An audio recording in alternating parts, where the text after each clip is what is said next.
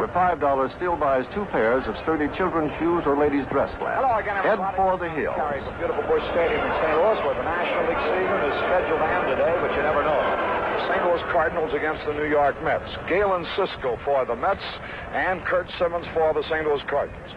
And our guest on the Dugout Show, one of the great men of baseball, the manager of the Mets, Casey Stengel. You'll hear from Casey in just one moment. Head for the hills for shoes with style. Self-service. Our guest on the Dugout Show, Met manager Casey Stengel. Casey, I'm sure that you realize everybody in the world of sports was happy to hear that you're going to be back as manager next year. Yes, that's true. I have received many telegrams of friends that have been pulling for me most all my life, and from a baseball standpoint since, that are interested in my years as a player and, I would say, managerial career. I'd have to say that was for a number of people that are elderly and that had seen me play baseball, and also saw that I was rather successful as a manager a number of years. You never lose your enthusiasm for the game. You get older, like everybody else gets older, too, for that matter, but you never lose your zest, Casey. Well, no, I feel healthy enough. I'm strong enough. I'm quick enough. And if you feel all right, you ought to stay managing. And if you are a man that doesn't feel well, you shouldn't stay managing in the major leagues. You should decide, let somebody else do it, because a well man always does a better job. Casey, going into a series like this with one of the teams fighting for a pennant, do you give your team any pep talk before the series started? Well, I did. First day, we went over the hitters. Naturally, you should do that. You should try to win every day that you're been in the league. And up to this year, we've had so many difficulties to play a number of the teams. The only team that I think that we bothered was Cincinnati. And in the last series, Cincinnati came in and caught us playing very poor baseball, and they actually put them back in the pennant race. And then when they come here to St. Louis, this club here is a good baseball club, well managed, and the players are terrific players. And I believe that in this series, the first game, they was just unfortunate that hard hit balls were caught by my receivers, and the pitcher Jackson pitched too marvelous a game when it was 1-0. The game yesterday, everybody knows that the Cardinals had an off day, and you can't catch the pitching had to be poor, because you can't go up into the grandstand and catch the ball. And therefore, that's where they were handicapped yesterday. Casey, in all your years, can you remember a race where 3 teams went into the final day with a chance? No, I have been in one game, 1 year, I think it was 49, when I was with the Yankees, in which the Red Sox were a game ahead of me, and then we evened it up, and we took 2. We had to play a series. We took 2 out of 3 and just nosed them out of the pennant. Casey, which of these 3 teams that are still fighting it out for the pennant do you think would have the best chance against the Yankees in the World Series? Well, to tell you the truth, I think that all 3 clubs will only be handicapped with one thing, and that's the fact that they've had to extend their pitching staff too much at the end of a season. Now, that really could affect the National League club. But I honestly believe that your club here at St. Louis will give them a splendid battle, because you're skilled in a number of ways and have speed. And I think Cincinnati would do a splendid job in the World Series. I really figure that that's just would be great if they could have 4 or 5 days rest to rest their pitching staff. Especially if there's a playoff, then the Yankees ought to be in a great shape. Well, if there is a playoff, yes, they'd get to rest maybe too long, although they don't allow you to rest too long. They make you work out every day of the World Series and keep you on edge. Casey, do you see the Mets coming out of the wilderness for next year? Well, yes, I do in some ways. We get more home runs than we did last year or the year before. We got younger personnel on the team. I think McMillan, he's helped our ball club. At shortstop, he's kept our pitching better. And I think that Hunt is a very good ball player. He was voted by the ball players as the best second baseman for this season. And I honestly believe that Hickman is a very good man and capable in the outfield, can hit balls distance.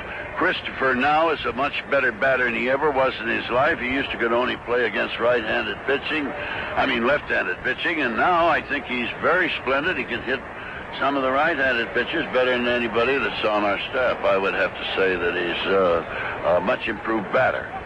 Casey, it's a challenge to a ball club who's not in the race to be able to play one of the contenders and have a hand in deciding who wins it. Why, yes, but you really have to go out there and put out. The man is supposed, when he signs the contract, to play until the last day in the ninth inning, and that's the reason why our club, maybe at this here time, is doing very good. We lost 2 games in Milwaukee, I thought, because we didn't have the ability. But I think here, Jackson just was a little too great to allow your club to get on bases and handicap us. Casey, a million thanks for this chat and continued success to you. And last time I mentioned that I was going to give you a bull of a 17-jewel watch that told you the time of the day and the time of the month. You also asked me if it would tell you the time to take your picture out, and I hope you have to take several pictures out today. That's good. If I was you, I'd have that same feel. Okay. On the air. Presented by Busch Bavarian. Aged longer for natural carbonation and full-body taste. Get to know Busch Bavarian. Get to know flavor for the fun of it. And by the American Tobacco Company, makers of Pall Mall famous cigarettes, for those who are particular about taste. Now, it's time for St. Louis Cardinals baseball.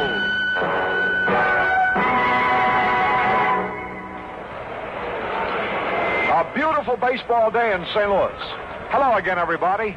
This is Caray with Jerry Gross, with Roy May in Cincinnati.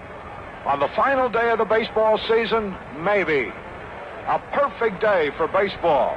The Cardinals, who are tied for first place with the Cincinnati Reds, 1 game ahead of the Philadelphia Phillies, who play the Reds in Cincinnati today.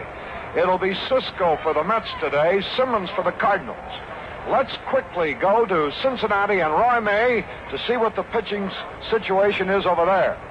Thank you, Harry, and good afternoon, everyone. In Cincinnati, it's a gorgeous day. The bright sun is shining, the temperature in the 60s. The 2 starting pitchers are warming up far below us. Jim Bunning for the Phils, his record 18-8, and another right-hander, John Saturas, for the Reds. Saturas' record is 9-12. We're going to have a capacity crowd here, and there's a lot of excitement in the air in Cincinnati, as I'm sure there is in St. Louis area. All right, fine, Roy. We'll be coming back to you. So you got the situation there. There's a surprise. We thought maybe Maloney would pitch for the Reds, but John Saturas, who shut the Phillies out 1-0 last week in Philadelphia, will be pitching for Cincinnati. And here it'll be Curt Simmons pitching for the Cardinals and Galen Cisco for the New York Mets. And we'll be back with the starting lineups and then the exciting play-by-play in just 1 moment. When the day's been tough and the going's been hard, and brother, you're just resting and you need a reward, well, gather round friends and neighbors, the time is surely here to enjoy toe-tapping goodness with Busch Bavarian beer. This is Kyle Smith. I'd like to tell you, friend, that you just can't buy a better beer. Yes, sir, Busch is aged longer for natural carbonation. And by golly, good buddy, Busch is brewed the way that beer was meant to be brewed, the natural way. So get Busch, it's toe-tapping good. So enjoy toe-tapping goodness with Busch Bavarian beer. With Busch Bavarian beer.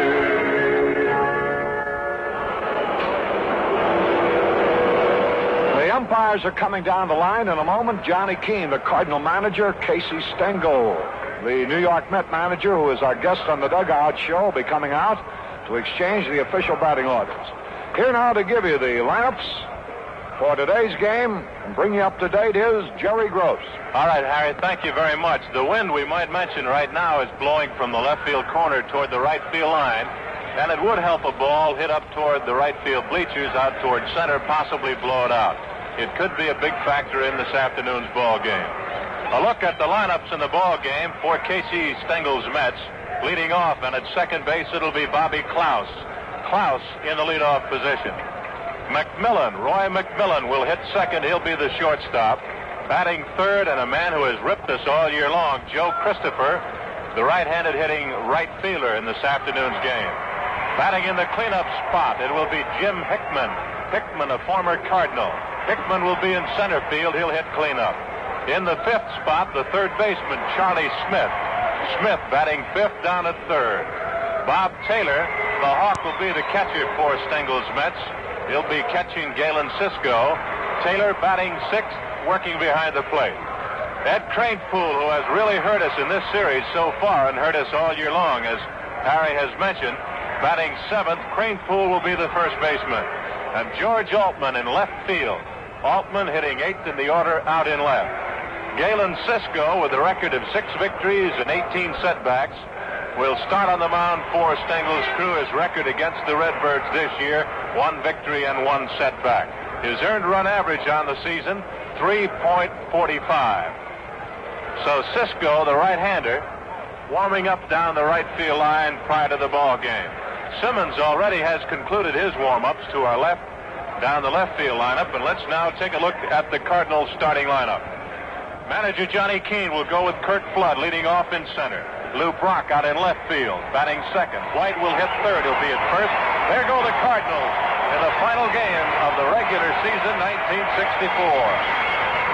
Captain Kenny Boyer will be hitting cleanup at third. Dick Groat bats sixth, or rather fifth, and will be at shortstop. Tim McCarver will be catching. Mike Shannon out in right field. Dal Maxwell playing in place of the injured Julian Javier, who hurt his back in the ball game yesterday. Dal Maxwell will have the job at second base. He'll be batting eighth. And Kurt Simmons is out on the mound to start for the Cardinals. He's 18-9, 1-2 against the Mets. Right now, the capacity crowd, our national anthem.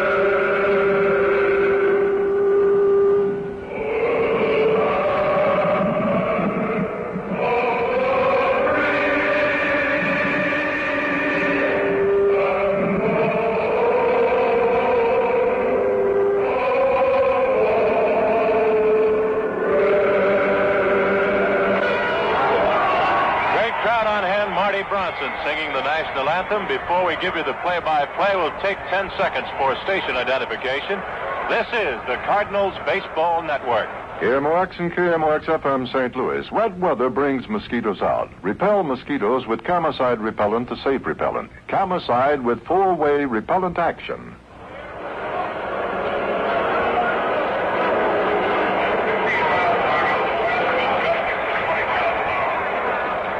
This is Jerry Gross with Harry Caray back at Busch Stadium. The wind 16 miles an hour blowing out from left field, the line toward the right field line. We're set to go with the final game of the regular season, and here to bring you all the exciting action, the voice of the Cardinals, here's Harry Caray. Okay, Jerry, a beautiful day, and we're all set to go. Kurt Simmons, who's pitched good ball against the Mets all year long. and Galen Cisco, who's done likewise against the St. Louis Cardinals. Simmons has won 1 and lost 2. He lost to the Mets 4-3 on a 2-out 9th-inning home run, July the 9th, and 3-2 on July 19th here in St. Louis. He beat the Mets 2-1 September the 22nd in New York. Galen Cisco lost to the Cardinals 5-1 May the 9th, beat them 2-1 on September the 23rd. A tough right-hander who always has pitched well against the Cardinals. Eddie Vargo, the plate umpire, we're all set to go. Well, let's see if everybody's equipped with their transistors. You got transistors around? Okay, we'll keep you posted then. All set to go, and here is Bobby Klaus, hitting .221. 4 homers and 16 runs batted in. Kurt Simmons gets ready. The wind, as Jerry told you, blowing strongly towards right field. Here's the pitch on the way. And it's a fastball outside. It'll be Klaus, McMillan, and Christopher here in the first. The Mets have won the first 2 games of the series. The National League race is in a 2-team tie. Here's the pitch on the way. Klaus takes a strike over the outside corner, belt high. And that evens it up, a ball and a strike. The St. Louis football Cardinals lead the Washington Redskins 14-10 in the second period. 1 ball, 1 strike. Bobby Klaus, who hit a home run yesterday. Kurt Simmons getting ready. Into the windup, the pitch on the way. There's a fly ball, right field. Flood way back. He's there. He's going to make the catch. He does. Oh, that ball got up into the wind, which is blowing strongly towards right field. Now, Simmons, being a left-handed pitcher, will have an advantage so far as nullifying the left-handed batters in the Met lineup. The Cardinals will be facing a right-hander, so their left-handed batters, Brock, White, and McCarver, will be helped by the wind. Here's the pitch now to Roy McMillan. And it's a fastball, strike called, hit the outside corner at the knee. 1 strike and no ball. Electricity in the air, you could cut it with a knife.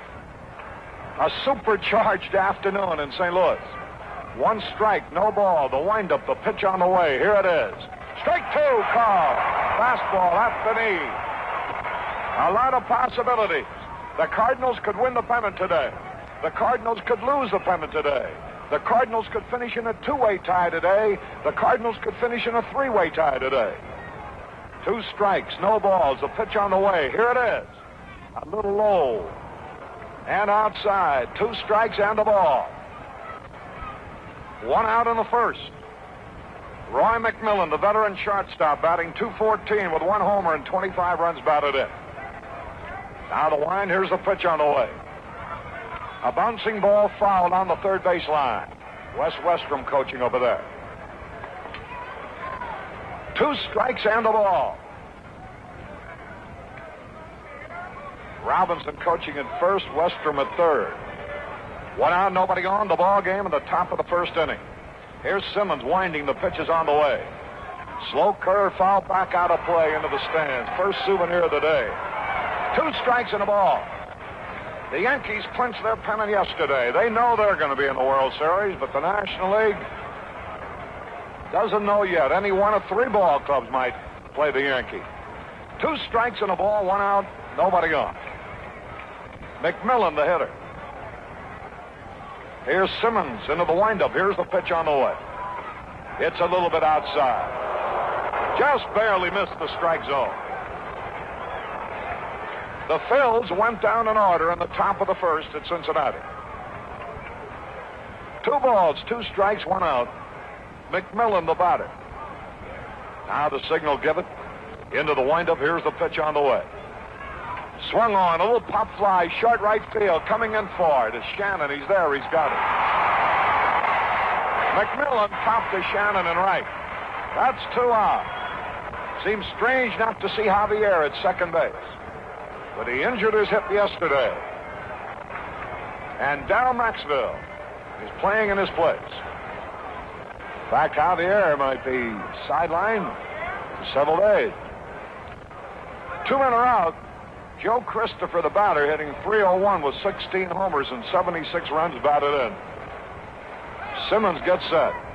The windup now, the pitch is on the way. Slow curve. He bunts down the third base line, and it's going to be a base hit. Beautiful bunt. He picked the perfect pitch. On a change of pace, Christopher bunted down the third base line. There was no play at all. It's a hit. He bunted that way in the first inning yesterday and beat it out to load the bases. Simmons has won his last 5 decisions. In fact, his last 6 decisions.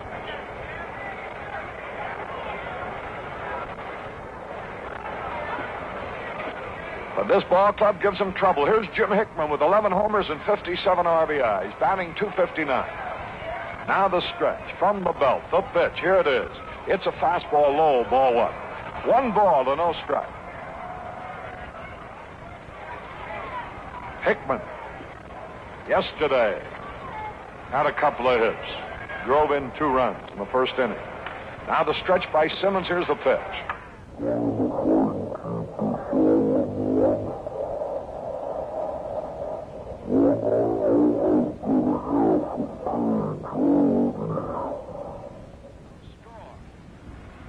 A capacity crowd on hand. A dramatic setting for the final game of the season. Final game, maybe. 1 ball, 1 strike. The stretch. The pitch. A high pop fly. We're going to be out of the first inning, I think. Maxville is out. Shannon coming in. And he's got the ball. Hickman. Pop to Shannon in short right. 1 hit, no runs, no errors. 1 left. We go into the bottom half of the first inning. No score in the ball game. Particular about taste? You bet I'm particular, and my Pell-Mells prove it. Particular about taste? You bet I'm particular, and my Pell-Mells prove it. You hear it everywhere. Why? Because Pell-Mells natural mildness means just one thing: smooth, pleasing flavor. Particular people take particular pleasure in the good taste of Pell-Mell. The flavors blended over, under, around, and through to bring that particular good taste to you. So get particular pleasure like particular people do in the good taste of Pell-Mell. Be particular. Smoke a long cigarette that's long on flavor. Buy Pell-Mell Famous Cigarettes. Outstanding. And they are mild. From the American Tobacco Company. Before Curt Flood leads off, let's go to Cincinnati. Roy, anything happening? No score here in the bottom of the first inning. Nobody on, and there's 1 out with Kiko Ruiz, the batter. And by the way, as in St. Louis, there's a rather stiff breeze blowing toward the right field here, and it should be a definite help to the left-handed hitters. We might see a few in the right field bleachers today. So there, the wind condition is the same as here, with the right field section having the wind advantage. All right, here is Curt Flood to lead it off, batting .311 for the season. And this little fellow's had some year, 210 hits. Galen Cisco on the hill. He has won. His record isn't a good one, but he pitches tough baseball. He's won 6, lost 18. All set to go. Former Ohio State University star. Curt Flood with 4 homers and 45 runs batted in, hitting .311. Into the windup, the pitch on the way. The curveball in there, a strike called, a good overhanded curve. 1 strike and no ball. Busch Bavarian Beer, your host. What an exciting finish. 3 teams with a chance to win the pennant on the final day. Here's the pitch. Curve a little bit outside, that evens it up. Again, Cisco came with the overhanded curveball. Bob Hawk Taylor from Metropolis, Illinois, behind the plate for the Mets, goes out to talk to Galen Cisco. Right-handed batter digging in. Vern Benson coaching at third.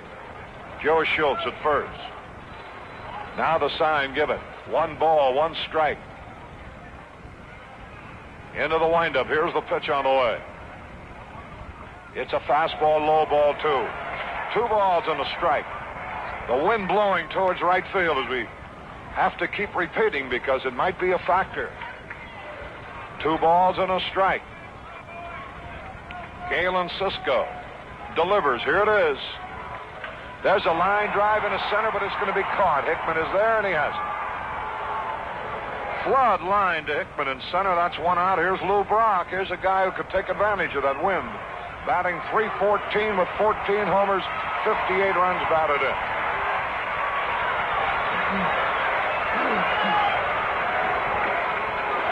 Left-hand batter up there. Lou Brock. His left wrist is taped. The wind blows strongly towards the pavilion roof. Now the wind. Here's the pitch on the way to Brock, and it's low. Roy May quickly. What happened in the bottom of the first? The Reds went down in order, so at the end of one, there is no score here in Cincinnati. All right, no score at the end of one in Cincinnati, as you heard. Here's the pitch on the way. Brock hits a base hit up the middle. A ground ball in the center field. And Brock is on there. He's going to try for second. Here's a throw. He's in there. Jim Hickman momentarily fumbled the ball, and Brock never did hesitate. Probably be a hit in an air. That's what it is. Lou Adamy was looking forward to doing his 5th World Series. If the Redbirds make it, the scoreboard operator flashes the air sign. So we have a man in scoring position with one out. Boy, Hickman with a great arm, you know, just momentarily fumbled the ball, and Brock never did hesitate. That indicates there's no pressure when you can do things like that. Here's Bill White, batting .302, 20 homers, 100 RBI. Listen to this crowd. The fervor is building up early. The pitch to White. Here it is. A line drive to the shortstop, who leaps and makes the catch. White line to McMillan, who leaped to grab the ball. And here's Boyer hitting .294. Boyer with 24 homers and 118 runs batted in. Batting .294. White hit his ball good, but right at McMillan, the shortstop, who leaped and grabbed it. Lou Brock in scoring position. We're in the first inning. Galen Cisco beat the Cardinals 2-1 the last time he faced them.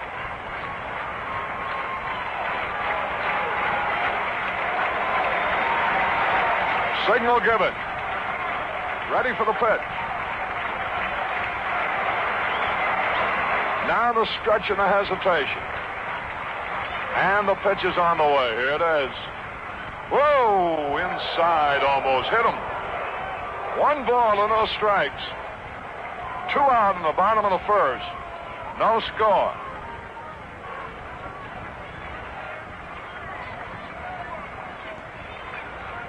Kenny Boyer hoping to drive in the first run of the day. There's the stretch. Cisco ready from the belt. And here's the pitch. Inside again. He's crowding him with his fastball. And so, it's 2 balls, no strikes. A runner at second base, 2 out. Beautiful baseball afternoon in St. Louis. Boyer straddles the plate. The stretch, the hesitation. The pitch. Outside, ball 3. 3-0 now on Boyer. Takes a look at Vern Benson. They might turn him loose here. Boyer can pop that ball into the stands in either direction. 3 balls, no strikes. 2 out. Right-handed batter digging in. Galen Cisco getting ready. Over the head, down to the belt. Here's the pitch. Line drive, foul. Into the stands in left field. They turned him loose with 3 balls and no strikes. And the Cardinals certainly haven't approached this game as if they're under any pressure. Brock with daring base running. Kenny Boyer allowed to hit a 3-0 pitch, which he hit hard but foul. 3 balls, 1 strike, 2 out, a man in scoring position, first inning. Like to get out in front of these fellows once. Now the sign. The last 3 games the Mets have won have all been from the Cardinals.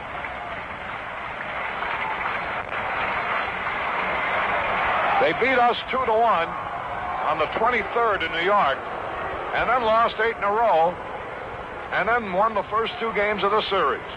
So the only team they have beaten in 2 weeks are the Cardinals.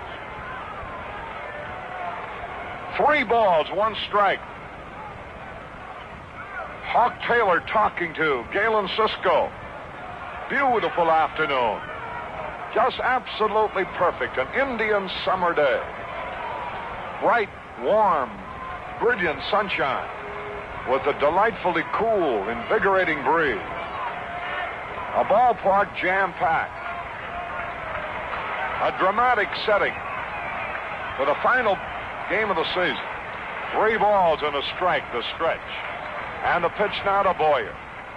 Strike 2, a curveball hit the outside corner. He didn't like it. And now it's 3-2.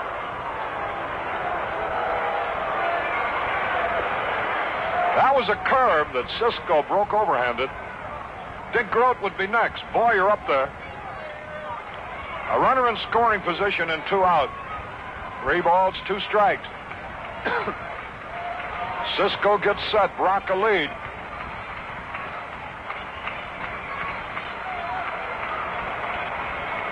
The crowd anxious for a base hit. Now the stretch, the hesitation.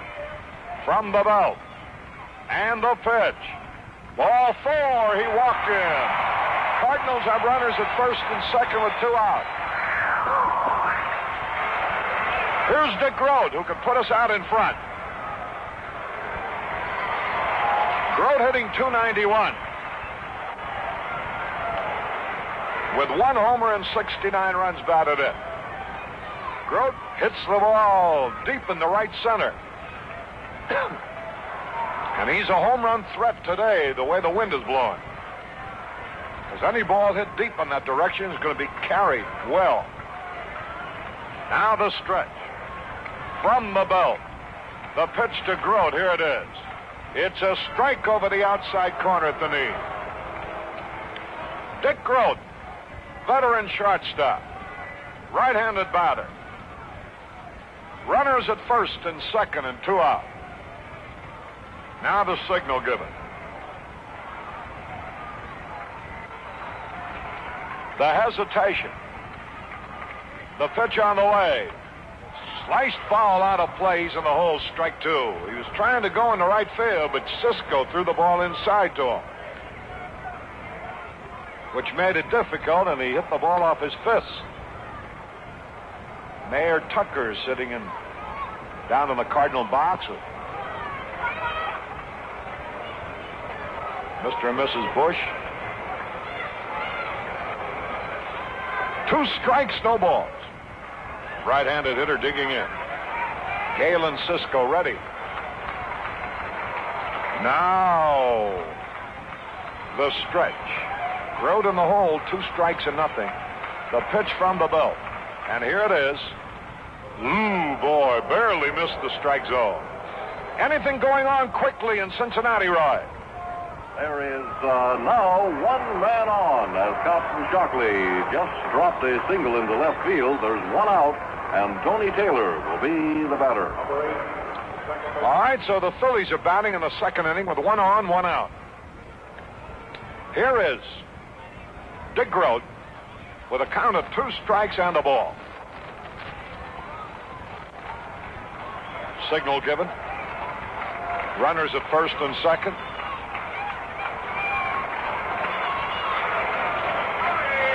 Galen Cisco gets ready. Here's the pitch on the way. Outside curve. Ball 2. And the count evens at 2-2. Galen Cisco trying to hit those corners. Just barely missed that time. 2 balls, 2 strikes. This fellow, once he gets you leaning, will jam you with his fastball, as he did on the second strike to Grote. 2 balls, 2 strikes. Right-hand hitter waits. Now the stretch. From the belt. The pitch to Grote. And here it is.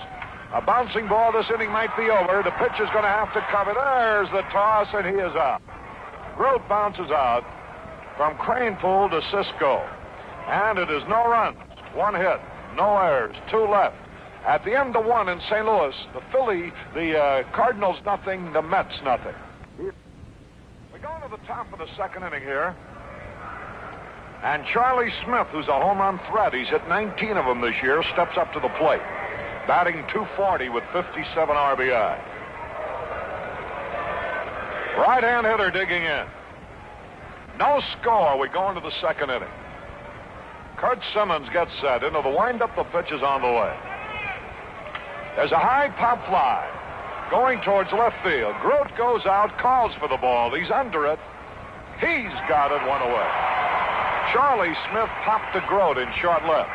One out, and that'll bring up Bob Taylor, nicknamed Hawk, from Metropolis, Illinois.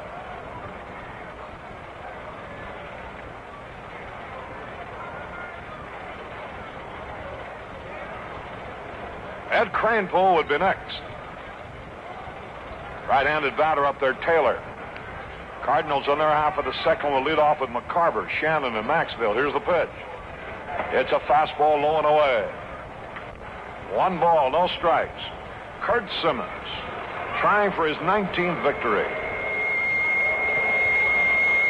Now the wind, the pitch. And here it is. It's a strike over the outside corner. He threaded the needle that time. 1 ball and 1 strike. 1 man out. Here's the pitch on the way. Slow curve outside. 2 balls and a strike. Bob Taylor, the hitter. We're in the second inning.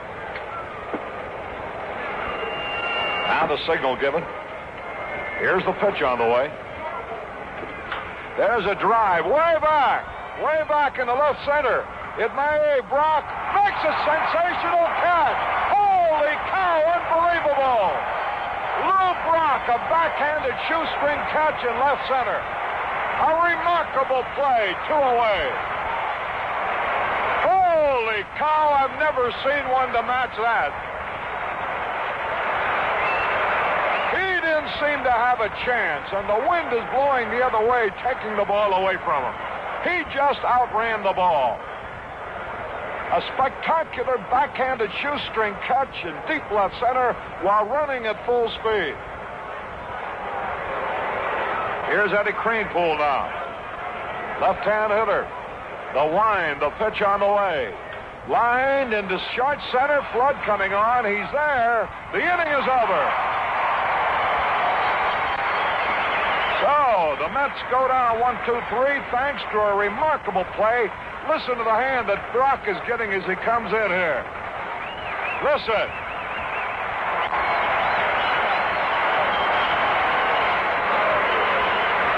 And it's nothing across at the end of an inning and a half. No score in this ball game. Keep your eyes open, friend. If it hasn't happened yet, it's bound to happen soon. You'll see a sleek, elegant new car you don't recognize. You'll find yourself wondering what it is. And I'll tell you right now to save you the worry. The big, beautiful car is the all-new Mercury for 1965.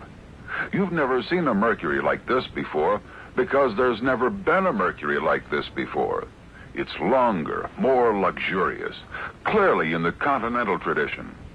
And once you get a chance to look it over closely, once you take it out for a test drive, you'll know right off there's nothing like it in the medium price field. See, drive, admire the all-new Mercury for $65 at your nearest St. Louis area Mercury dealer. Just to give you an idea about the excitement that exists here, the scoreboard man in the top of the second for the Mets made nothing. He put the bottom of the second up before he put the top of the second up. Who's excited?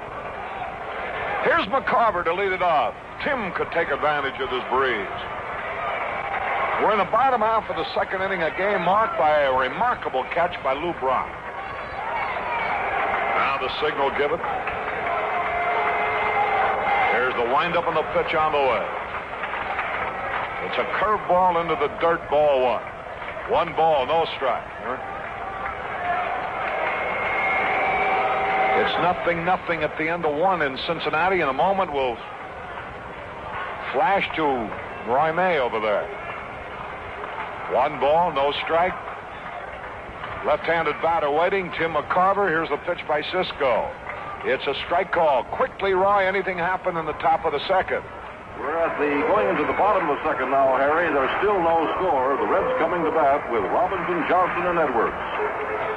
All right, no score at the end of an inning and a half in Cincinnati. Tim McCarver with a count of 1 ball, 1 strike. Left-handed batter hitting .284. The pitch on the way. Ball inside. Just barely missed the inside corner. As Galen Cisco pitches to good spots. 2 balls and a strike. Mike Shannon will be next. We're in the second inning, no score. That's the way it is in Cincinnati with the Phillies and the Reds. Now the sign given, 2 balls, 1 strike. The windup, here's the pitch on the way. A hot shot, it's fair ball down the left field line. Here's McCarver around first. He's going to go to second with a double. He hit the ball right off the bag. A double for McCarver. He didn't get around on that ball, and he hit it off the end of the bat. He didn't really hit it hard. It hit the bag fair and trickled into the Cardinal bullpen in left field. So the Cardinals have a leadoff double here in the second. He hit that ball, Harry, right off his right hip. Actually, it looked as though the ball might have shot in and it would have been a ball. But he hit it off the hip, unlocked himself somehow, and we have a runner on second with nobody out. And Mike Shannon will be the batter here. The Cardinals trying to break out in front, something they haven't been able to do. Neither one of these 2 games previously in the series. Lost 1-0 Friday night, 15-5 yesterday. Here's the stretch. And now the pitch on the way. He's foul tips at strike 1. Mike Shannon hitting .262. He's had 9 homers and 42 runs batted in. The Reds are batting in the bottom of the second at Cincinnati with no score. The Cardinals are batting in the bottom of the second in St. Louis with no score. 1 strike and no ball. Now the signal given. Right-hand batter waiting. Galen Cisco, broad-shouldered right-hander. Takes his time, gets his sign. Now from the belt. The pitch is on the way. Folds it back, trying to hit the right field. 2 strikes and no balls. He's in a hole now. McCarver led off with a double. Shannon up there now. With Dal Maxwell due next, followed by Curt Simmons, who's not a bad hitting pitcher. Last of the second inning. Right-hand hitter digging in. Cisco, a very methodical, deliberate worker out there. He's in no hurry. Got nothing to do after today until next spring. 2 strikes and no balls. Now the sign. Takes a lot of time. He's ready now from the belt. And here's the pitch on the way. There's a line drive to left field. It's going to drop in there for a base hit. Here's a runner around third base. He's going to try to score. Here's the throw to the plate. He is safe. There's Shannon trying for second. He is out. Shannon singles to left, scoring McCarver. But he's out, trying to take second on a throw to the plate, which was cut off by the third baseman, Charlie Smith, and fired down to Bobby Clout. So the Cardinals are out in front, 1-0 on Shannon's 43rd run batted in. Let's pause quickly. This is the Cardinals Baseball Network. KMOX and KMOX-FM St. Louis. Concrete and steel are important to progress. They move from mine to mill to market on Wabash Cannonball wheels. In the heart of America, progress is served by Wabash Cannonball Freight Service.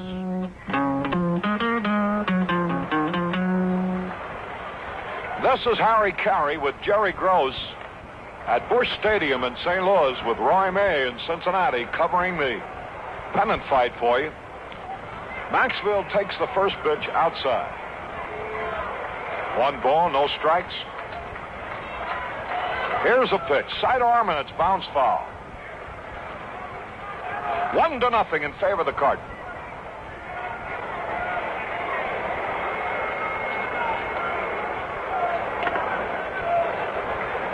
Well, our friends over the dollhouse sent over a Redbird cushion or pillow. And we're using it. Maybe it'll bring us some luck today. 1 ball and 1 strike. Here's a pitch on the way. Maxville swings and pops up. Easy out.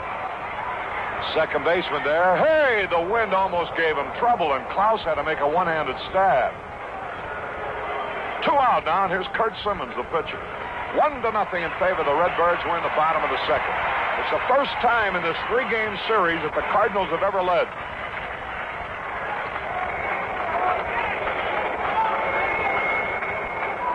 With a victory, the Cardinals are sure of at least a tie. If they win, the very worst they can do is play in Cincinnati tomorrow. And the best they could do would be to have clinched the pennant. Here's a pitch to Simmons. He fouled it back. If the Cardinals win and the Reds lose, the Cardinals will be the National League champion. If the Cardinals win and the Reds win, there'll be a playoff in Cincinnati starting tomorrow, with the second game here Tuesday, and the third game, if necessary, here Wednesday. Here's a pitch. Strike call, the fastball. 2 strikes and no ball. A double by McCarver and a single by Shannon has given the Cardinals the lead here in the second inning. Now the wind. Here's the pitch on the way. A little outside. And the count, 2 strikes and a ball.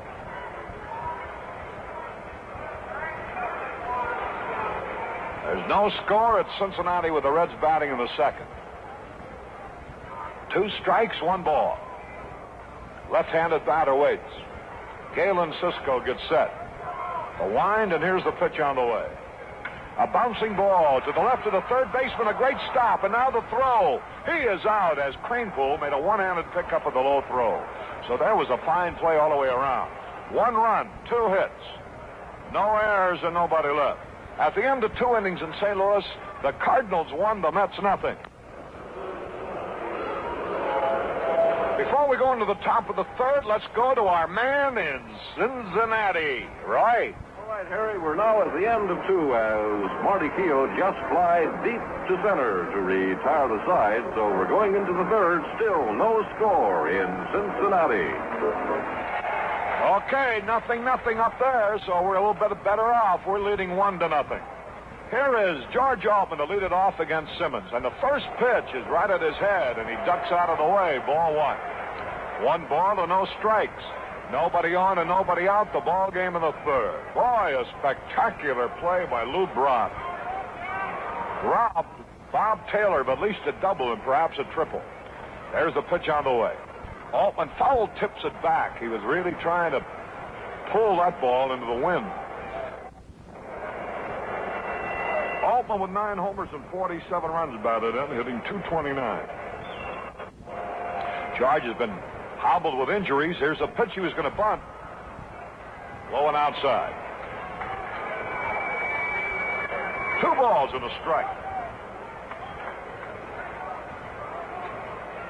Left-hand hitter digging in. George Altman. The pitch by Simmons. A bouncing ball fouled on the first base line. Anything happening up there, Roy, while we have a second?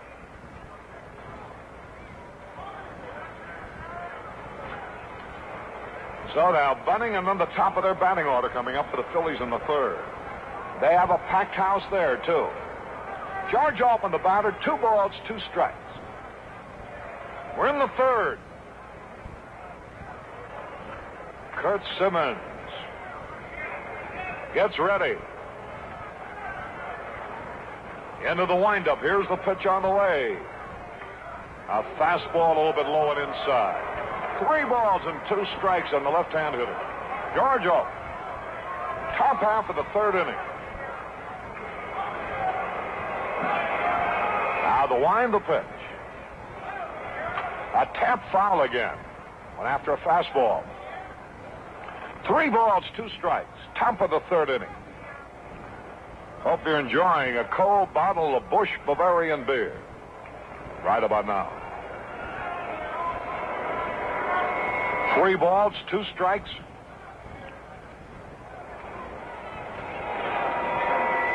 The wind, here's the pitch on the way. Fouled it back, trying to go to left field with it. And the count is 3-2. The interest here is so great. Every time we open our radio booth door, the transistors which are around the ballpark are giving us quite a feedback. I don't know how we can cure it because they want to hear the ball game too. 3-2 pitch now, swung on and pop foul back, and the count 3 balls, 2 strikes. That's easy. We'll just keep the door closed.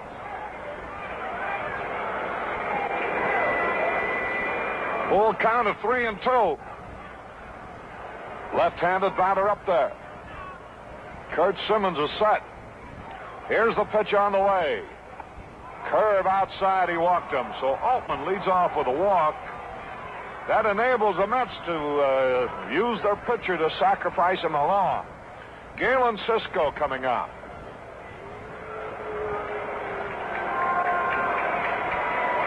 Cisco's had 6 out of 54 as a hitter. He's hit 1 double. He's driven in 4 runs. Right-hand batter digging in. Now the sign. And from the belt, the pitch is on the way. Yay, McCarver drops the ball. The pitch was high. 1 ball, no strike. George Altman, a pretty good runner at first base. White was charging in. Maxwell was coming over to cover. 1 ball, no strikes. Now the signal given. Ready from the belt. The pitch on the way. He's going to bunt. Strike call. A fastball over the outside corner, knee high. 1 ball, 1 strike. Kenny Boyer playing a shallow third base. Bright sunshine here. Now the pitch on the way. He bunts, and it's a good one. Simmons has only 1 play, and that's the first base where Maxwell covers. It's a sacrifice. Simmons fumbled the ball, but the old pro that he is, he didn't panic. He knew the pitcher was running down the line, that he had plenty of time, and he made sure that he picked it up on the second grab and threw him out. So they have the tying run in scoring position with only 1 out, and they have Bobby Klaus and Roy McMillan coming up with a chance to drive in the run.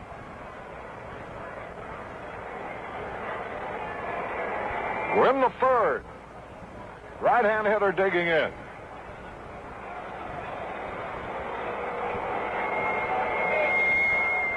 There's Simmons getting set. From the belt, the pitch. It's a curve at the knees. A beauty, a strike call.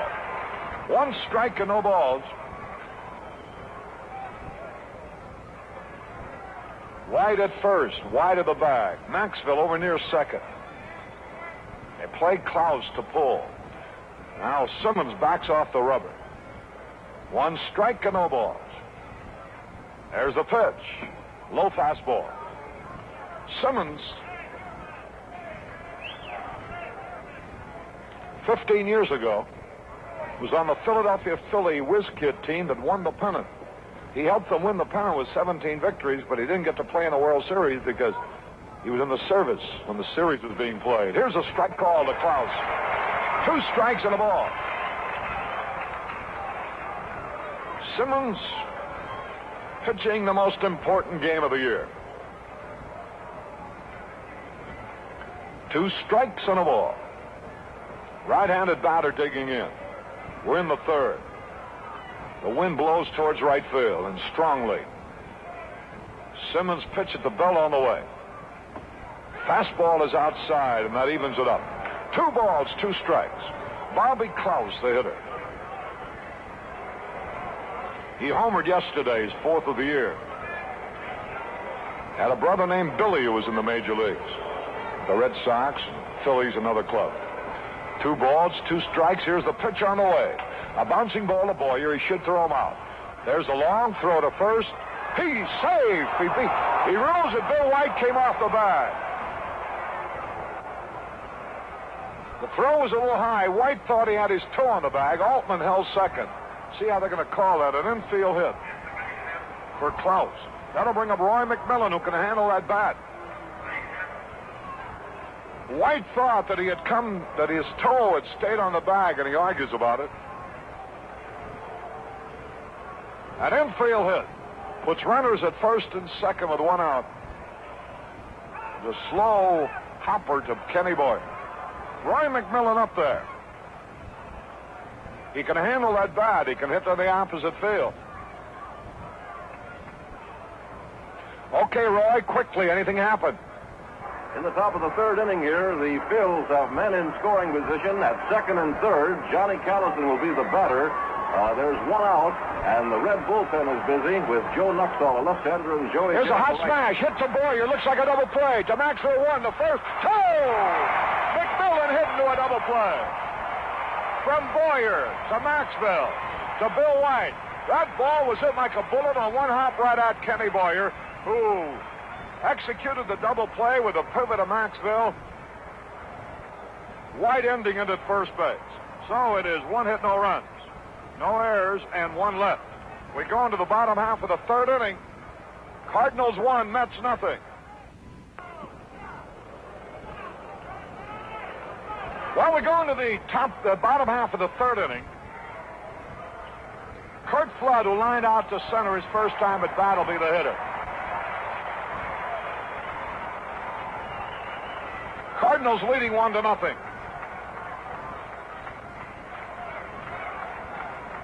Now the signal given. Galen Cisco is ready. Here's the windup and now the pitch. It's a strike. A good fastball over the outside corner. 1 strike and no ball. Capacity crowd on hand. Looks capacity. 1 strike, no ball. Curt Flood leading off against Galen Cisco. The pitch is on the way. It's a high curveball. 1 ball, 1 strike. Curt Flood, the hitter. Cisco gets set.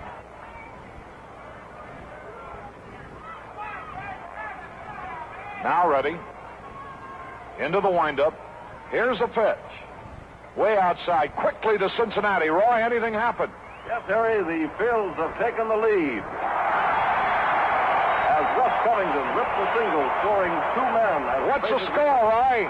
2-0 now. In the top of the 3rd, 1 out. The Phils still batting. 2-0 in favor of the Phillies, and they're still batting in the 3rd. Here now is Flood. 2 balls, 1 strike. Oh, what excitement here. Now the windup by Cisco. Here's the pitch on the way. And it's low and inside. Ball 3. 3 balls and a strike.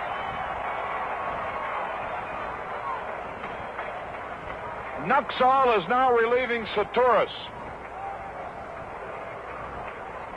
In the 3rd inning at Cincinnati. 3 balls, 1 strike. Here's the pitch. Ball 4. He walked him.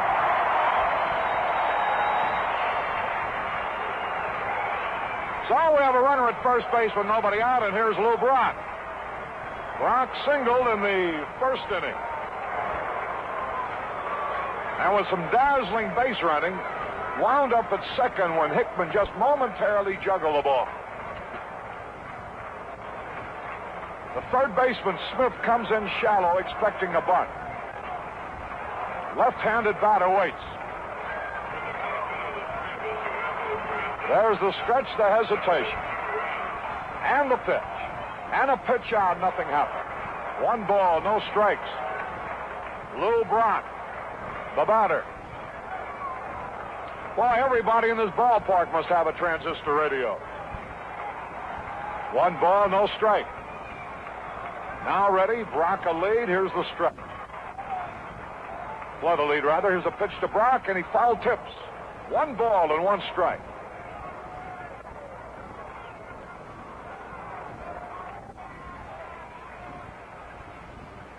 The third baseman, Charlie Smith, plays in on the edge of the grass. Brock gave no indication of bunting. Flood is the runner at first with nobody out. 1 ball, 1 strike.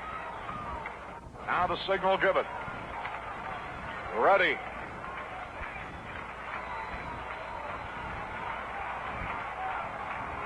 Now the stretch, the hesitation. Flood a long lead. The pitch to Brock. Here it is. Strike 2 called over the inside corner. 2 strikes and a ball. And Brock didn't like that one. Eddie Vargo dust off the plate.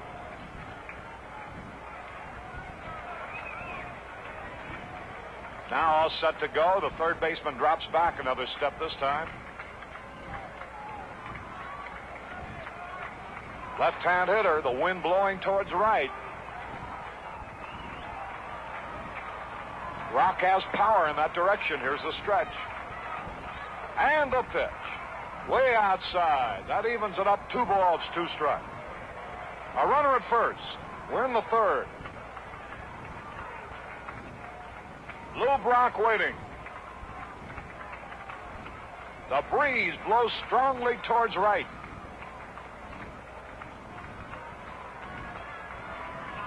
Galen Cisco takes his time. Into the stretch. From the belt. And the pitch. Outside, ball 3. And it's a full count of 3 and 2, and Flood will be going now. Nobody out. Lou Brock, the hitter. 3 balls, 2 strikes. Cardinals leading 1-0 in the bottom of the third. Phillies leading 2-0 in the top of the third. Over Cincinnati. 3 balls, 2 strikes. Left-hand batter waiting. Signal given.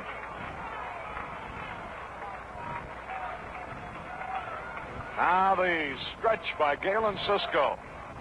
From the belt. The pitch is on the way. Here it is. Swung and foul-tipped as the runner was breaking. Quickly, Roy, what's happened?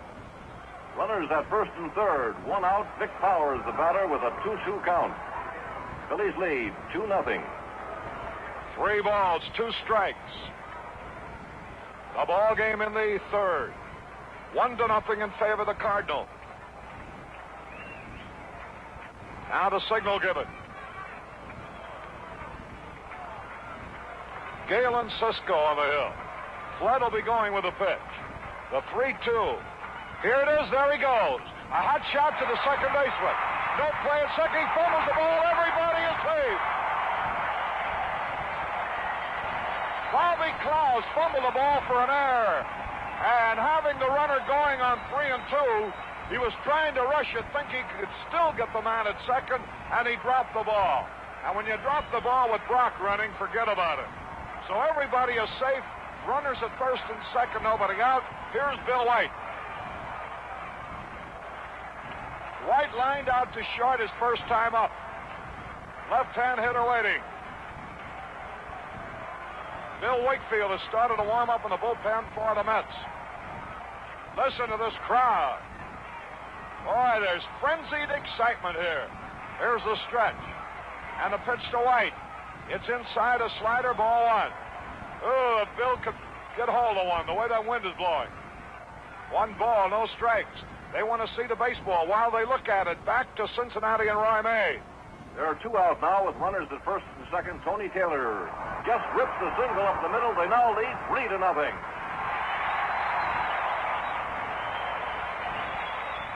Good reporting, Roy. Good reporting. As long as you get runs for the Phillies, you're the greatest. 3-0 in favor of the Phillies, and they're still batting in the third at Cincinnati. 1 ball, no strikes on Bill White. And now, Galen Cisco is ready. From the belt, the pitch. It's outside. Ball 2. And Wakefield is down to the bullpen. Harry, Bill White, in checking the records, has had great success against Cisco. He hit a home run off him earlier in the season and got a base hit, a 2-base hit in an earlier game. 2 for 5 against him going to this one. He hit his first time up, a line drive to the shortstop. All right, 2 balls, no strikes. Runners at first and second, the stretch. The pitch. A bouncing ball to the first baseman, Cranepool. He's going to throw to second. In time, runners are at first and third. Nice play by Ed Cranepool. So White forces Brock, Cranepool to McMillan. Here's Boyer now with runners at first and third, only one out. Oh, we got to win this ball game. Boyer walked his first time up. They're McMillan, the shortstop, talking to Galen Cisco. They're going to play back for the double play. Boyer might try to poke that ball to the opposite field against that defense with Klaus practically standing on second base.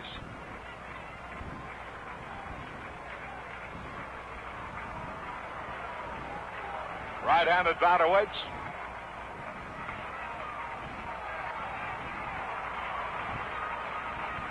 Kenny Boyer waiting.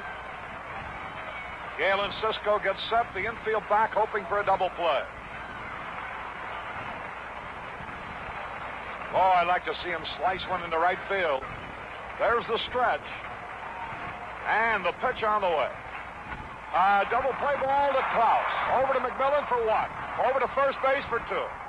From Klaus to McMillan to Cranepool. So it is no runs. No hits, one error, one left. At the end of three here, the Cardinals won, the Mets nothing. Well, we go into the top of the fourth now. Here comes a 3-up for Philadelphia. Everybody sees it now. Here's a pitch to Christopher, and a slow curve strike is called. One strike and no ball. Joe Christopher, who beat out a bunt his first time up. Christopher hitting .301. 16 homers and 76 runs batted in. Simmons gets set. The windup now, the pitch on the way. There's a high pop fly. Short right field. Shannon waiting for the ball. He's got it, one out. Christopher fly to Shannon in right. One away, and here's Jim Hickman, a power hitter. 11 homers and 57 RBIs, batting .259. He flied out to right his first time up. A balloon comes blowing onto the field. Well, that's how high we'll all be if the Reds lose and the Cardinals win today.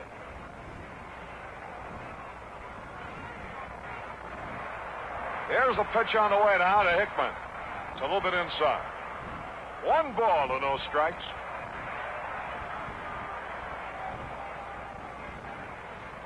The football Cardinals lead 14-10 at the half. Now the pitch, slow curve, a beauty. That evens it up for the ball and a strike. One out, nobody on base. 1-0 in favor of the Cardinals. Would feel a lot better if we could make a few more runs. One ball, one strike, the pitch on the way. It's a high fastball, ball two. 2 balls and a strike. Looking ahead to the Cardinal fourth, it'll be Grote leading off. We had a great chance in the third, but White and Boyer were retired with infield ground ball. 2 balls, 1 strike, the pitch.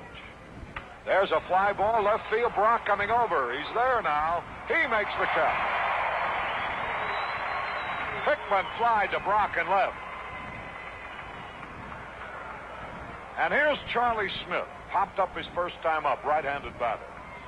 We're in the top of the fourth. Let's pause quickly for a cold bottle of Busch Bavarian beer. This is the Cardinals Baseball Network.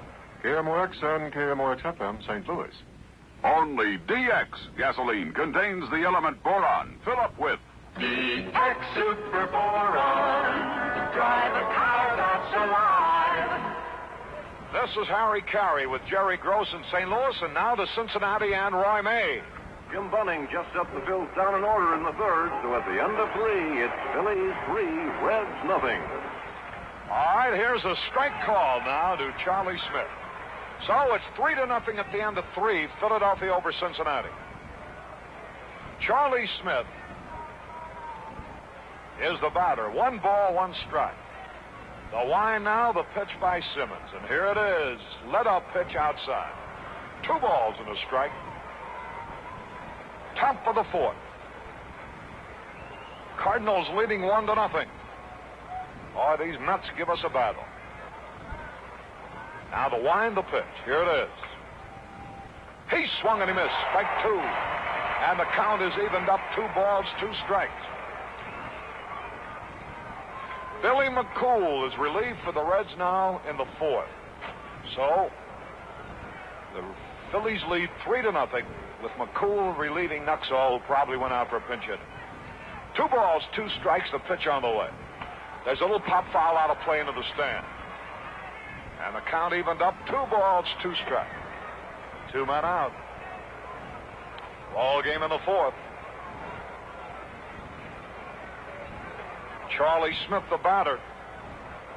Curt Simmons in another pitching duel with Galen Cisco. 2 balls, 2 strikes. The windup, the pitch, and here it is. There's a drive way back. It might be out of here if it stays fair. It could be. It's a home run.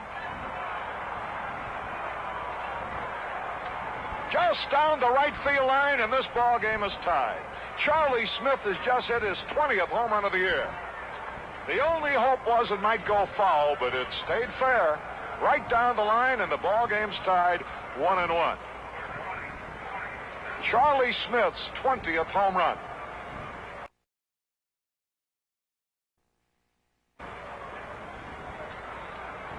Boy, that takes the steam out of the crowd. Here is Bob Taylor, who was robbed of an extra base hit on a remarkable play by Lou Brock. The pitch, slow curve lined in the left, a base hit. Taylor is on there. And that'll bring up Ed Kranepool, a power left-handed hitter.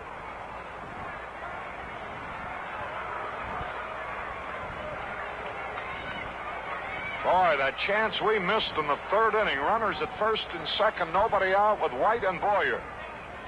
Boyer hit his ball sharply, but he hit it right up the middle, which is exactly where they were playing him. They figure he'll be trying to pull every time, and so they give him all the right field. And with the wind blowing towards right today, that's the power field. Here's the pitch, and it's low. 1 ball, no strike. Bob Gibson is limbering up in the bullpen for the Cardinals. A tied-up ball game. Now the stretch, the hesitation, the pitch on the way. There's a pop fly. Everybody chasing it. Who's going to get it? Flood is there. He's got it to retire the side. Kranepool again flied to Flood. 1 run, 2 hits, no errors, 1 left. We go into the bottom of the 4th, all tied up. The Mets won. The Cardinals won. Particular about taste? You bet I'm particular, and my Pell-Mells prove it. Particular people take particular pleasure in the good taste of Pell-Mell. Yes, Pell-Mells' natural mildness means just one thing: smooth, pleasing flavor.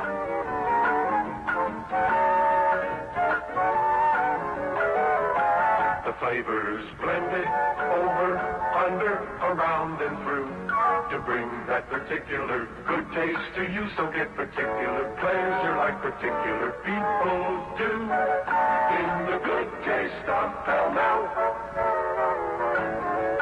Be particular. Smoke a long cigarette that's long on flavor.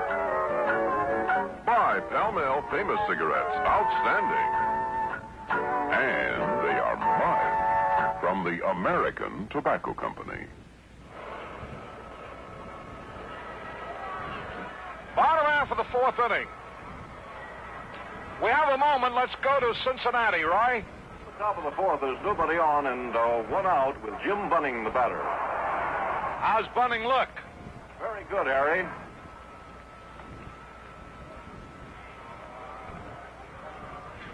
Okay. Here's Dick Grote to lead off for the Cardinals in the bottom of the 4th, all tied up 1-1. Oh, we got to get some runs. Amazing how this ball club holds us. 9 of the games played with the Mets have been decided by 1 run. In 2 out of the last 3 games we played with them, and they won all 3, by the way. The pitch to Grote is a strike call. They beat us 2-1, 1-0, and of course walloped us yesterday 15-5. The last time we beat the Mets was by the score of 2-1. So their pitching just buffaloes us. Here's Grote. 1 strike, no ball. Cisco's pitch is on the way. There's a drive down the right field line, foul by about 1.5 feet. So Grote is in the hole, 2 strikes and nothing. Bottom half of the 4th inning. All tied up 1-1. And Cincinnati batting, or Philadelphia batting in the top of the 4th, leads Cincinnati 3-0.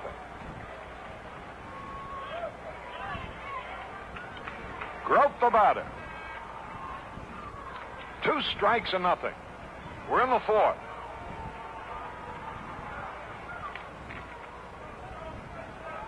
Now the pitch on the way, and it's a curveball high. The Phils didn't score in the 4th. The Reds are now batting, trailing 3-0.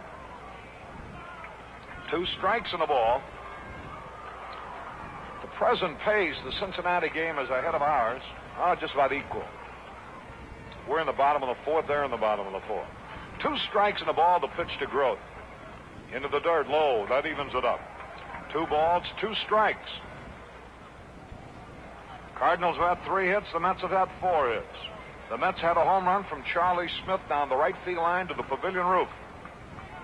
His 20th home run of the year. He went to the opposite field and took advantage of the wind. The little fellows had a great year. Anytime you had 20 home runs in this league, you've done something. Here's the pitch to Grote. There's a fly ball, deep right center field. That's going to go all the way to the wall, maybe extra bases. Grote's around first, heading for second. Here's the throw. He's going to make it easily. A double. Grote opens the 4th with a double to right center. And now it'll be McCarver, who doubled to left in the 2nd. Followed by Shannon.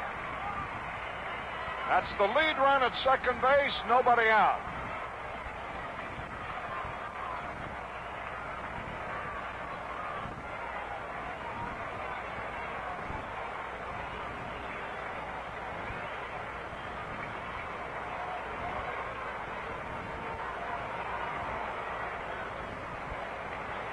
McCarver takes a look at Vern Benson coaching third.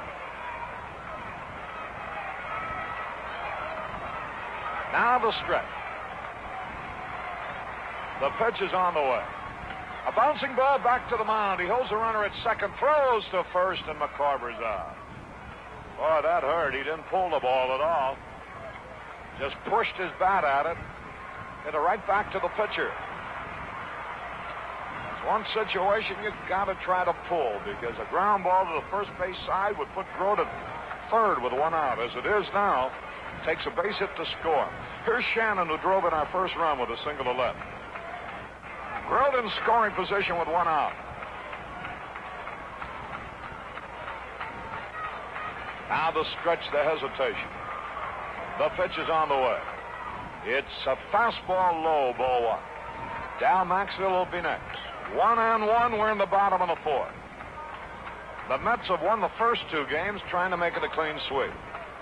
The Phillies are leading the Reds 3-0 in the bottom of the 4th at Cincinnati. 1 ball, no strikes. The pitch is on the way. He had a good cut on that one, and he fouled it off. 1 ball, 1 strike. Anything happening, Roy? Quickly. 1-1 and 1 out here for the Reds in the bottom of the 4th inning, and Frank Robinson at the plate. All right, 1 ball, 1 strike here. Shannon the batter. Score tied 1-1. Galen Cisco rubs up the baseball.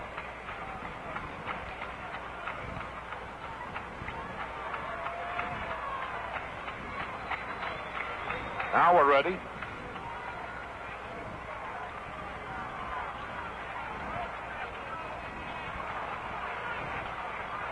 The outfield bunches Shannon towards center. Cisco gets set.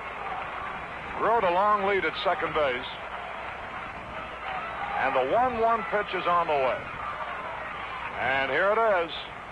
He had a cut and he fouled it back. Boy, he had a good swing at the curveball that time. They returned the ball to the pitcher and almost hit him in the face. He wasn't looking.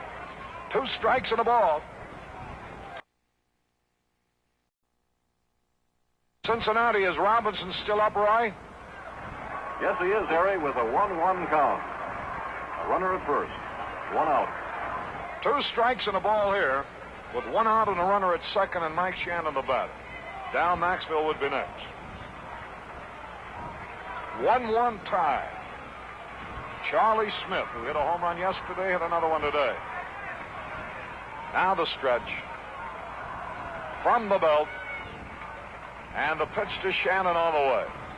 A pop fly, and the short center field's going to be caught. Hickman is there.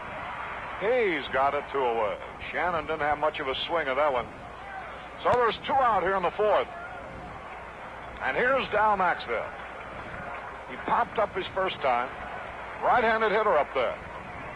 Playing in place of the injured Javier.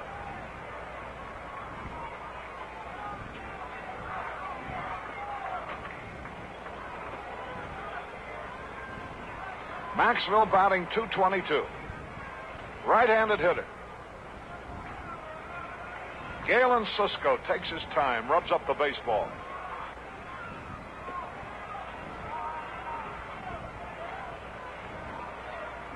Now ready. From the belt. There's the pitch to Maxville. It's a high inside curveball, ball 1. 1 ball, no strikes. Maxville, not a power hitter. No homers and 2 RBIs, batting .222. Chokes up on the bat about an inch from the end. 1 ball, no strikes. The stretch. And the pitch to Maxville. Oop, he backs off the rubber. Galen Cisco, very deliberate. After this pitch, we'll flash back to Cincinnati. There's the stretch. And the pitch to Maxville. Here it is. Line drive, base hit. Here's a man going to try to score. Here's Jim Hickman up with the ball. And he scores. The Cardinals lead 2-1. Maxville single to center, scoring group. And the Cardinals lead 2-1. Now let's see if anything has happened in Cincinnati. Out here now as Frank Robinson struck out, but the ball got away from the catcher, and Pinson is on second base now. The batter is Darren Johnson. 2 out, Phillies 3, Reds nothing in the bottom of the 4th. All right, here's Kurt Simmons now. Dal Maxville drives in his 3rd run of the year, and he ripped that ball hard up the middle. And Simmons steps up there. 2-1 in favor of the Cardinals. Bill Wakefield warms up again for the Mets. Cisco getting ready. Now the stretch by Cisco and the pitch to Simmons. And here it is. Outside, ball 1. 1 ball and no strikes.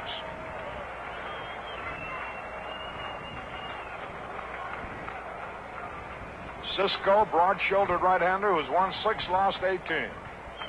2-1 the Cardinals lead. We're in the bottom of the 4th. Cranepool doesn't hold the runner on. He plays back off the bag at first. The stretch. The pitch now to Simmons. Here it is. Outside, ball 2. 2 balls to nothing. Curt Flood would be next. Redbird's trying to build up a cushion, which is hard to do against this ball club. 2 balls, no strikes. The Phillies beat the Mets 15 out of 18 this year, and we wonder how in the world they did it. 2 balls, no strikes. Now the stretch from the belt. The pitch to Simmons. It's ball 3 low. 3 balls and no strikes. 2 out, a runner at first. Maxville belted in the tie-breaking run.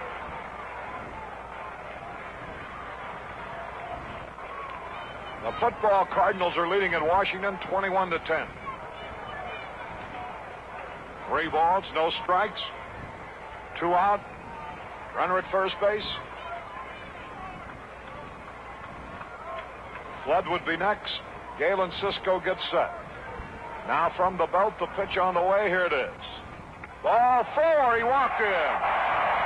So we have runners at first and second with 2 out. And Curt Flood coming up.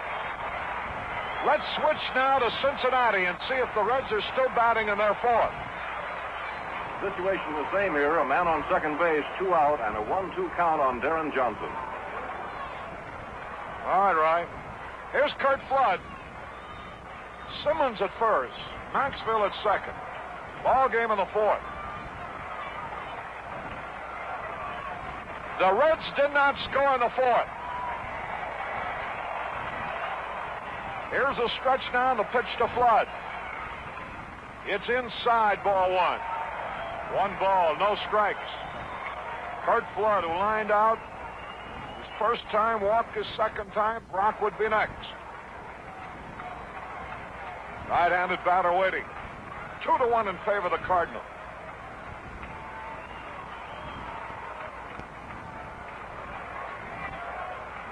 Here's the stretch. And the pitch on the way. He swung and he missed. He was going for the pump that time. What's that, Roy? Can you hear me?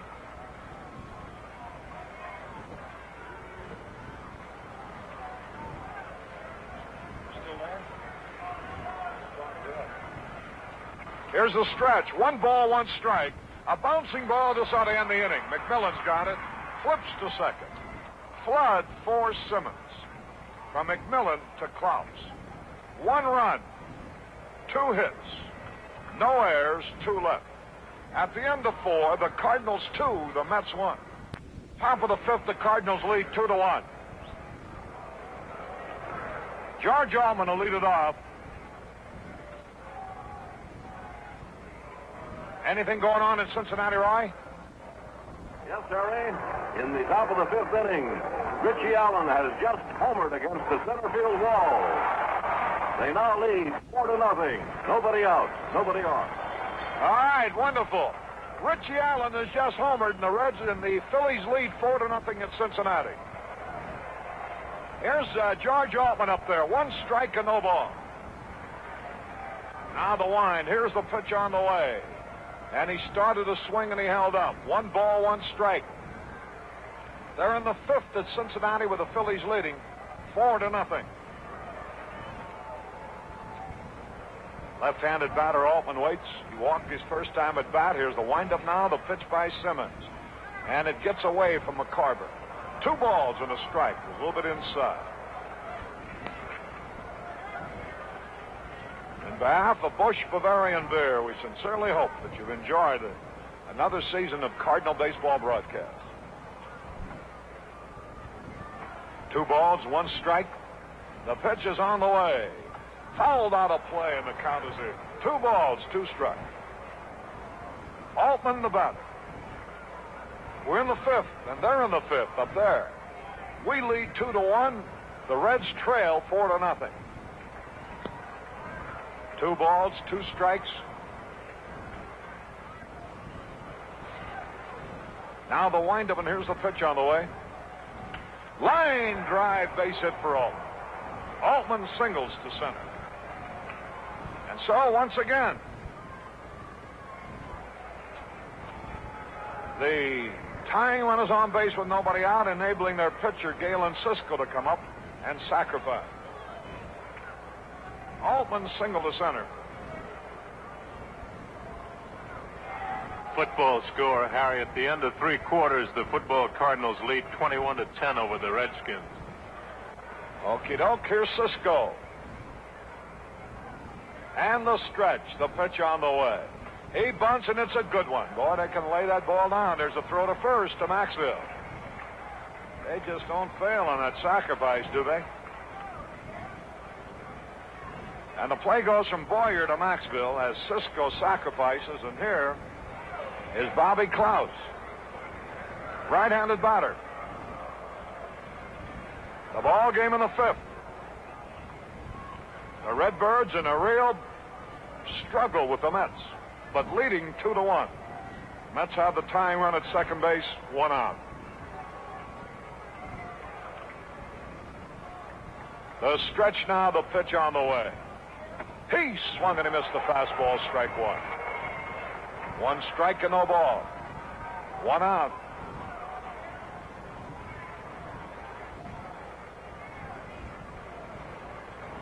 Grote edging a little bit towards Altman. He has a long lead. Simmons pitch. Strike 2, hit the corner. A fastball that nipped the outside corner. So it's 2 strikes and no ball. 1 out. And a man in scoring position here in the 5th.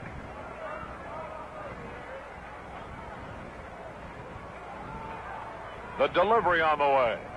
There's a high pop fly that should be caught by somebody. Maxville is there. He's under the ball. Oh, he lets it drop. And here's a runner around third holding up. Klaus winds up at second base. Shannon could have caught the ball. But Maxville had called for it. And the wind grabbed it. Come on, Mike, take those kind. Gee, an easy pop fly. Now they have the leading run at second, the tying run at third. Maxville had called for the ball, so Shannon let him have it. And he didn't play the wind at all. And it goes for a double. And now McMillan, the tough man up there with runners at second and third, and the infield has to come in.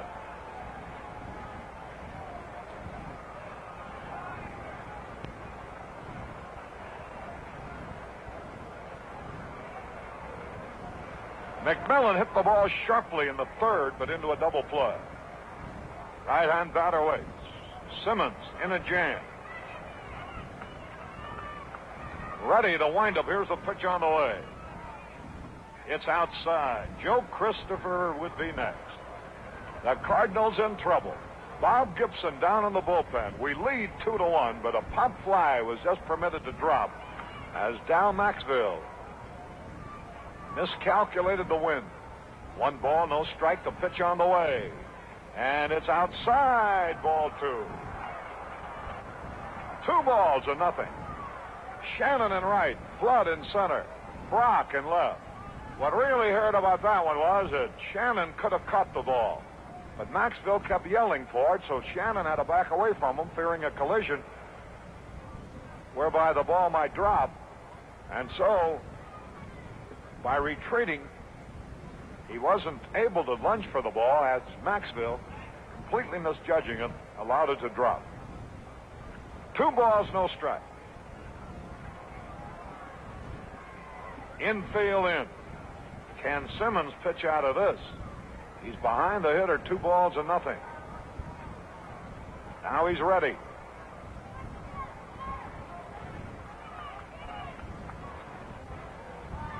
Into the windup he goes, and here's the pitch on the way. Line drive's going to score both, and the Mets have taken the lead.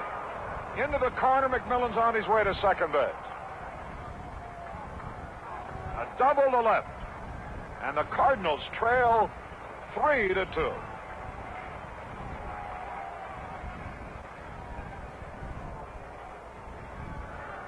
McMillan, a tough hitter in the clutch.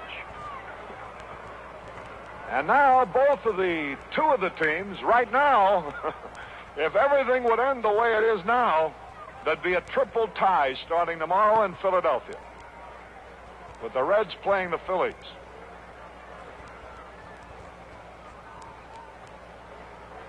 Boy, that high pop fly, that really hurt. Changed the whole inning around. And now Joe Christopher comes up. Bob Gibson is down in the bullpen. And Gibson in relief, you don't know. Here comes the manager, Johnny Keane, out. And Gibson's going to be brought in here. Simmons has been KO'd.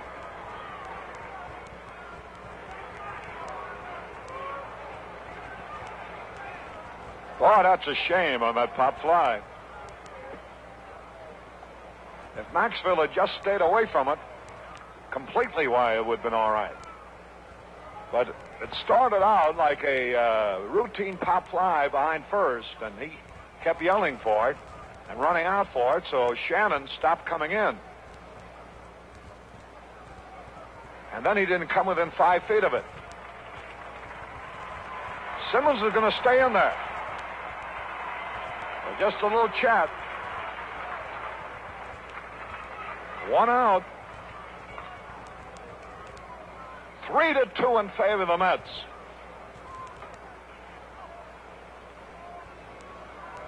Boy, are we ever going to beat these fellas?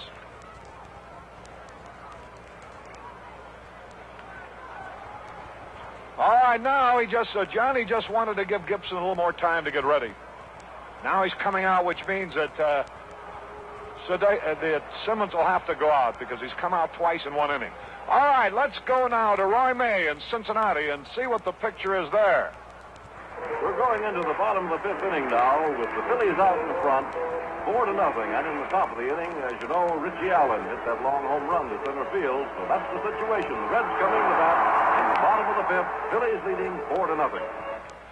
And the Reds are trailing 4-0, as you heard, and we're losing 3-2 here. And Bob Gibson comes in relief. Let's see, for Gibson, this is only the 5th time that he's relieved.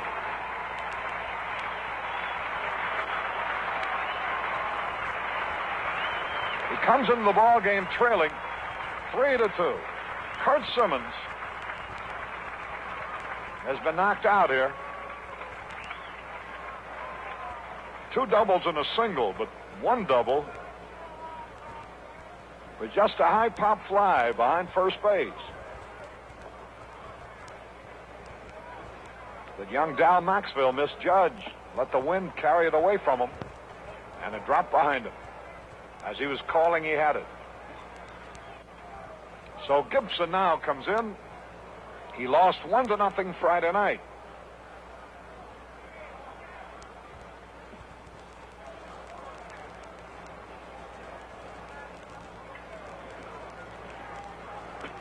Makes this particularly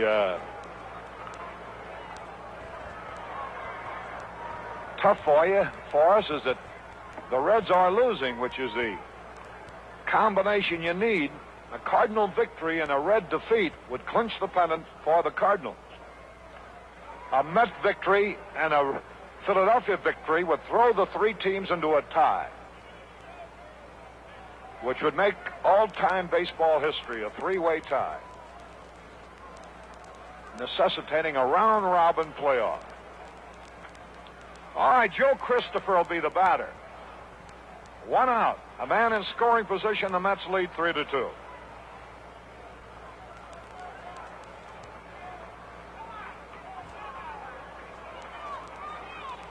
The stretch, the hesitation. And the pitch to Christopher. Strike call, a good fastball. 1 strike and no balls.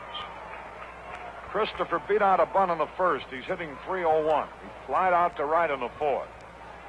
Jim Hickman, another right-handed batter, will be next. Here's the stretch. And from the belt, the pitch on the way. A high fly ball to right. Shannon is there waiting for it. He's got it. 2 gone. Here's Hickman, a right-handed batter. Simmons cannot be the winner in this game. He could be the loser if the Cardinals never catch up. He would be the loser if the Cardinals don't catch up. We've got a long way to go. Now Hickman comes out. Nothing out of 2 in this ball game. He had nothing out of 4 against Gibson Friday night. Man's in scoring position, 1 out. Now the stretch, the hesitation, and the pitch on the way. It's a fastball high and inside, ball 1. 1 ball, no strikes. In the 5th.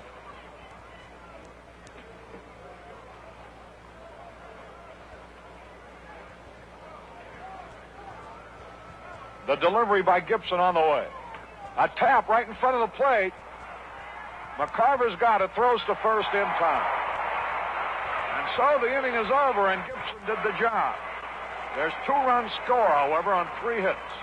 No errors and 1 left. And now we go into the bottom of the 5th. The Mets 3, the Cardinals 2. We'd like to talk to you ladies now about some very good reasons for using Cotton-Made Instant Spray Starch on ironing day. First of all, Cotton-Made is a work saver. A few light sprays over hard-to-iron areas is all you need to make ironing smoother. Clothes stay neat longer. Use Cotton-Made on cuffs and collars especially. It'll keep them looking fresh all day. Secondly, Cotton-Made is a money saver. You see, it comes in a safe plastic refillable bottle. You save a great deal over the cost of aerosol sprays. You don't throw the spray bottle away, you refill it from the economy size quart. And because Cotton-Made has a window spray type plunger, you get just the amount of spray that you need. You don't have all that pressure. You never use too much. And thirdly, get a bottle of Cotton-Made next shopping day. Be sure to look for the refill when your pint sprayer gets low. Cotton-Made, a product of Anheuser-Busch Incorporated. Before we move now to the last half of the fifth inning, with the Redbirds down 3-2, we'll take time for station identification. This is the Cardinals Baseball Network. KMOX and KMOX FM, St. Louis. Only DX gasoline contains the element boron. Fill up with DX Super Boron. Drive a car that's alive. This is Harry Caray with Jerry Gross. At beautiful Busch Stadium in St. Louis, the Cardinals trailing by a run. 3-2, here's Lou Brock to lead it off. Galen Cisco has been on the ropes, but he leads. Here's the pitch to Brock on the way. He had a cut and he missed strike one. Quickly, Roy, what's going on in Cincinnati? We're at the end of 5 now, Harry. Still, Phillies 4, Reds nothing, and Jim Bunning looks sharp indeed. He's got these Reds popping up all over the place. Let's hope he continues. 1 strike and no balls. Brock the hitter. Here's the pitch on the way. Outside, and that evens it up. 1 ball, 1 strike.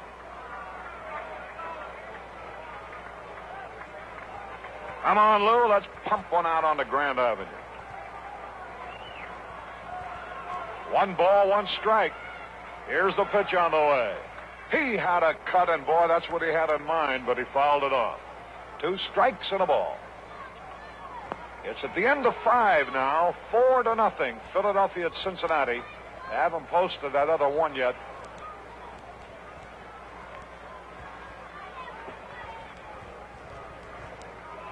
Two strikes and a ball. Lou Brock waits. A ball game in the 5th.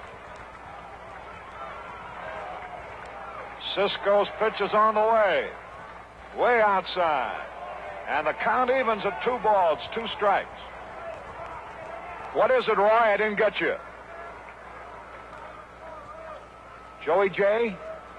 Joey J, the new pitcher for the Reds in the 6th. 4-0 Philadelphia. 2 balls, 2 strikes. Here's the pitch to Brock. Low, ball 3. Barely missed the strike zone. Harry, it looked as though Cisco had trouble with his curveball in the 4th inning, but here in the 5th, he's had trouble getting the fastball over, which is tailing away from the left-handed hitters. Cardinals 1 run behind. Galen Cisco getting ready. Here's the windup on the pitch. He double pumps and then stops. And now he starts all over again. And now he delivers 3-2. Ball 4, he walked him. Maybe this is the inning we can break it open. Here's Bill White, who lined out the short and bounced into a force play. Cardinals have been out hit 7-5, outscored 3-2. Activity down in the Met bullpen. Boy, this Casey Stengel is playing it right down to the hilt, which is the way the game is supposed to be played. Here goes Hawk Taylor out to talk to the pitcher. Bill White will be the batter.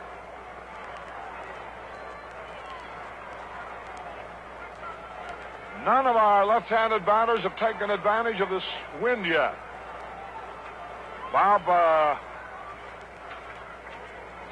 Bill Hunter is the left-hander down there, and Bill Wakefield the right-hander. Come on, Bill. Pump one out on the roof. Runner at first, nobody out. Boyer will be next. Galen Cisco getting set. There's the stretch.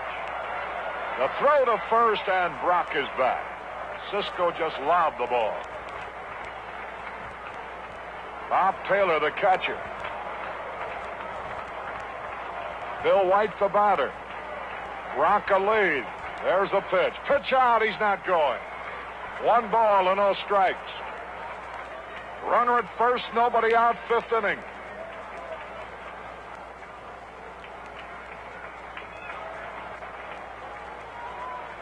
Now the signal given. The stretch, Brock a lead. There's the pitch. He's not going. Ball 2. 2 balls and no strikes. Let's go to Cincinnati and Roy May as Casey Stengel comes out of the dugout here. Roy. In the top of the 6th inning, the Phils have the start of something. They have runners at first and second, nobody out, and pitcher Jim Bunning at the plate. They're looking for the bunt, of course. So the Phillies are threatening to get more up there with runners at first and second and nobody out. Casey Stengel is coming out to talk to Galen Cisco. Our left-hander's down in the bullpen, Will Hunter. Back to Cincinnati and Roy May. Here in the 6th inning, the bases are now loaded. As Bunning dropped a bunt, they let it roll, and it stayed fair. Bases loaded, nobody out. Gonzalez will be the batter. Wow. Come on, let's us have an inning now. It looks like the Phillies might be headed for one. Already leading 4-0. They have the bases loaded and nobody out. Come on, Bill. 2 balls, no strikes. Cisco stays in there. Now the stretch, the hesitation. And here's the pitch. Line drive, right field, base hit. And Brock stops at second base. And the Cardinals have runners at first and second and nobody out with Kenny Boyer coming out.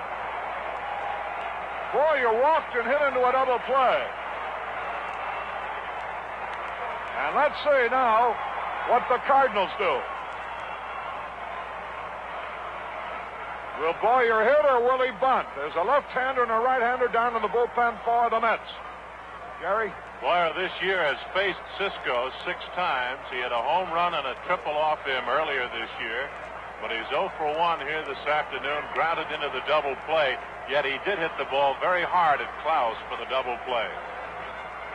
All right, Boyer the batter. Runners at first and second and nobody out. The Cardinals are trailing 3-2. The Phillies are leading the Reds. Now the signal given. Right-handed batter digging in. This crowd is really alive. The stretch, the hesitation. And now the pitch. It's low, a fastball, ball 1. 1 ball and no strikes. Hunter, the left-hander, Wakefield, the right-hander, continue to pump in the bullpen. This might be Cisco's last man if he doesn't retire him. Now the stretch. And the pitch to Boyer. A hot shot. Left field, base hit. The tying run is in. Here's another man racing for third. There goes Boyer to second with a double. The Cardinals have tied it up. As Boyer doubled past Charlie Smith into left field. And now Casey Stengel coming out. The score tied 3-3. Runners at second and third and nobody out. And I believe it's going to be Wakefield. Bill Wakefield's going to come in. That's for Boyer. Run batted in, number 119. Let's go now to Cincinnati and see what's happened there. And here at Crosley Field, the Phillies now lead 6-0. 6-0. Runners at first and second, nobody out, and Richie Allen at the plate. There you have it. The Phillies are now leading 6-0 and still batting. Oh, what excitement here today. I wish you could all be here. Harry, as we mentioned earlier, Cisco had fastball trouble in the inning. And when he did come in with what appeared to be an off-speed pitch to Boyer, 1-0, Kenny, rather than being overeager, waited for the pitch and lined it just inside the line for the big double. Something else in Cincinnati. What is it, Roy? Harry, Richie Allen has broken this game wide open. They now lead 9-0. He just homered into the right field bleachers. 9-0. 9-0 in favor of the Phillies. The Cardinals could clinch the pennant with a victory here today. Holy cow!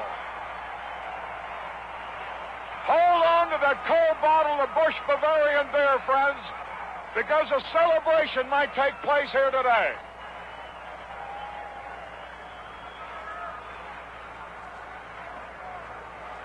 Angelo down in Omaha just ordered 100 cases, he tells me in a wire. And, we were on Armed Forces Network the other day, and Willie Buchholzer, who is Gussie Busch's brother-in-law, who lives in Luzerne, Switzerland,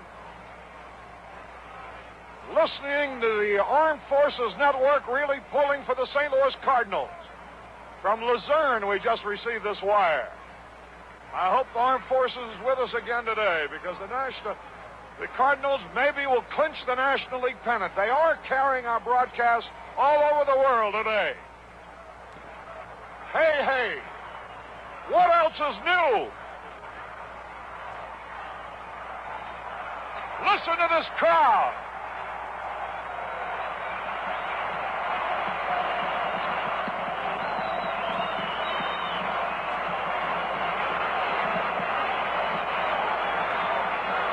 All right, Bill Wakefield is the new pitcher. The game tied 3-3, the infield in.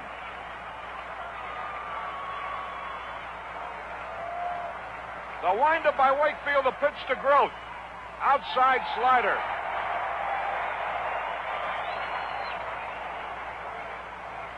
Oh, a base hit now. The Cardinals would be leading. Bill Wakefield, who comes out of the Cardinal chain. 1 ball, no strike. Into the windup, the pitch to Groth. Here it is. He swung trying to hit the right field, and he missed. 1 ball, 1 strike. They're listening to us down in Antigua, in the British West Indies, throughout the Caribbean area. So our appreciation to Gordon Bridge and the gang at Armed Forces Network. Here is Groth. Here's the windup by Wakefield. Here's the pitch. He fouled it back, and he's in the hole. 2 strikes and a ball. Tim McCarver will be next. Cardinals are tied here. 3-3. Runners at second and third. Nobody out. The Met infield playing shallow. Big Bill Wakefield in relief. He's out of Kansas City. 2 strikes and a ball. Now all set. This crowd is in a hysterical frenzy. 2 strikes and a ball. Now the line. Here's the pitch on the way. Foul back and out of play. Groth trying to get a piece of that ball.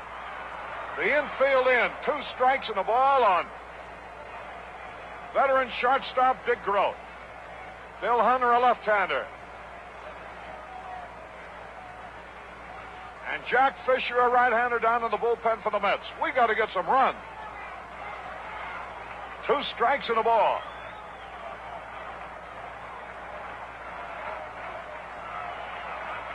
Wakefield is ready. There's the windup now and the pitch on the way. He fouled it back again. Groth staying alive. He's trying to hit that ball to the first base side of the infield. White's at third. Boyer's at second. Brock has scored. The tying run. The Cardinals with a chance to blow it open here. And the Phillies are leading 9-0 at Cincinnati. 2 strikes, 1 ball. The wind, the pitch. Here it is. A ground ball up the middle off the Pitcher's glove, the run scores. Grote is thrown out at first base. The Cardinals lead 4-3. And Boyer held second base, not knowing whether White would break for the plate or not. Give Wakefield an assist on the play also. He deflected the ball. A run batted in for Grote, number 70. Here's McCarver now, with a runner at second and only one out.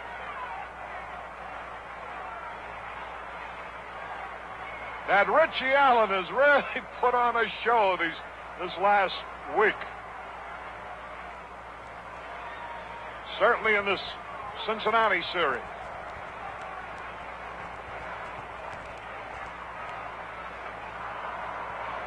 As soon as we get a moment, we'll have our man in Cincinnati come in. There's the stretch. They're going to walk McCarver intentionally now to bring up Mike Shannon. An intentional pass. Well, while this is being done, Roy, any more up there in the sixth? No, Harry, Bill Henry came in to put out the fire, retired the three-man he faced, but a little bit too late as the Phils jumped all over Joey J here in the sixth inning for 5 hits and 5 runs, including a home run by Richie Allen, his second of the day, along with a double. 3 out of 4 for Allen. So we're going into the bottom of the sixth. 9-0, the Phillies over the Reds. All right, McCarver's been intentionally passed. We have runners at first and second. And here's Mike Shannon. There's only one out. Down Maxfield would be next. Oh, to pump one out of here now, to give a little cushion. The Cardinals leading 4-3 with Gibson in relief of Curt Simmons. Now the stretch. From the belt. The pitch to Shannon. He takes it inside, ball 1. 1 ball, no strike. Shannon, who drove in a run, our first of the day in the second inning. Hitting .262. 9 homers and 43 RBIs. 1 ball, no strikes, 1 out. All right, Roy. 1 ball, no strikes. There's Bill Wakefield getting ready. Now the pitch. Low, ball 2. 2 balls, no strikes. Maxfield would be next. Oh, for an in-betweener now to get a little breathing room. Cardinals 1 run ahead. The Phillies 9 runs ahead. 2 balls, no strikes. Now the stretch, the hesitation. And the pitch on the way. Strike! Slider hit the outside corner at the knee. Bill Wakefield, a product of the Van Johnson League. The football Cardinals beat Washington 23-17. 2 balls and a strike. Right-hand batter waiting. Mike Shannon, the hitter. The pitch. He swings at a curve, and he made him look bad on that one. Here comes the 5 for the Phillies on the scoreboard.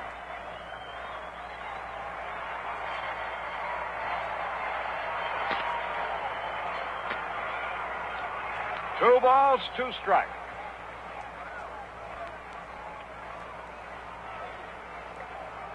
Right-handed batter digging in. There's the stretch. And now the pitch. He struck him out. Shannon goes down swinging. So here's Dal Maxfield. He drove in a run on the 4th. Can he drive in another one here in the 5th? Bob Gibson would be next. 4-3 in favor of the Cardinals. Maxfield popped out and singled in a run. Now the 1-1, the first pitch is a curveball outside, ball 1. 1 ball and no strikes. Oh, if we win this one, the World Series will start here Wednesday against the Yankees. But we got to win this ball game. 1 ball, no strikes. The pitch. Outside, ball 2. 2 balls to nothing. Down Maxville.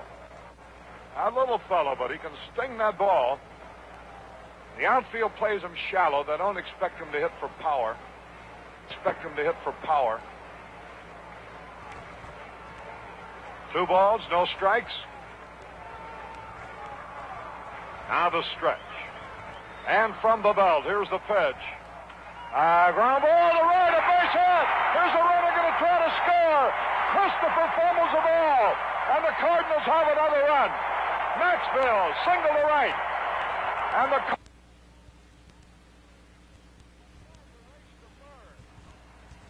And here comes Casey Stengel out. So Maxville certainly is atoned for that pop fly. He's driven in 2 runs.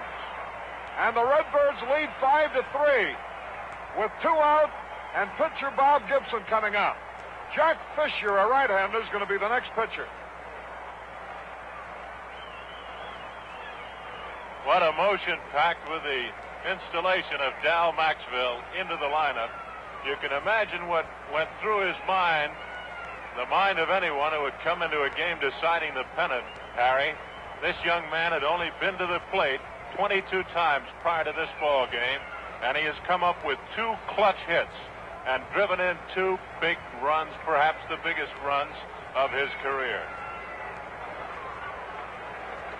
All right, it will be Jack Fisher.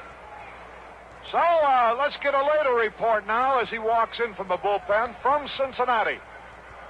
Here in the bottom of the 6th inning, the Reds are batting with 1 out. They have a man at first, and Chico Ruiz is at the plate. Phillies leading 9-0, and Harry, it's good to hear that good news from St. Louis. All right, Jack Fisher takes over, the 3rd pitcher. He started the ball game yesterday, was knocked out. Cisco started today, then Wakefield. Bob Gibson, who was stymied trying for his 19th victory when he lost 1-0 Friday, would be the pitcher of record if the Cardinals can hold this lead. So he still would have a chance to win his 19th.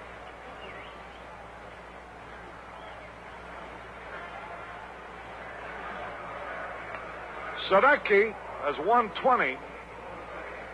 Simmons is 118. Gibson will be trying for number 19.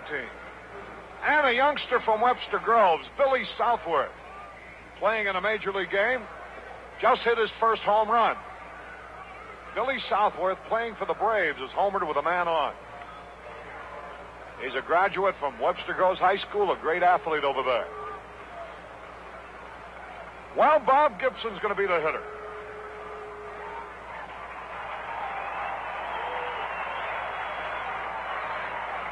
We have runners at first and third. Maxville, who has driven in 2 runs today. He singled on the ground just beyond the glove of Ed Kranepool. Oh, what a finish. You all enjoying yourselves here at the ballpark today?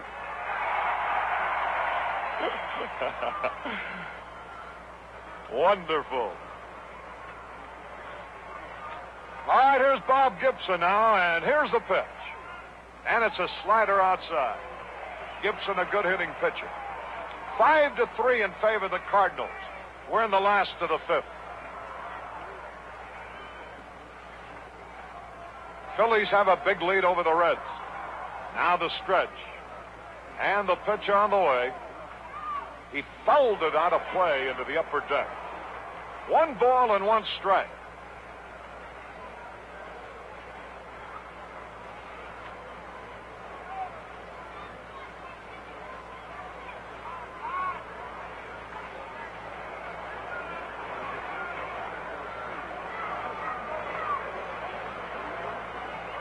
There's the hesitation from the belt. The pitch on the way. He was going to bunt, but he missed it. Strike 2. 2 strikes in the ball. It's a tough pitch to bunt. Caught the outside corner at the knee. 2 strikes and a ball.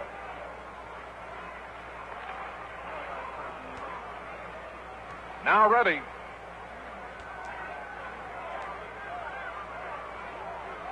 From the belt.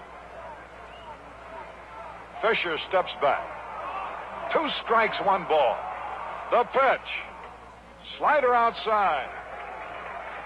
And that evens it up at 2 balls, 2 strikes.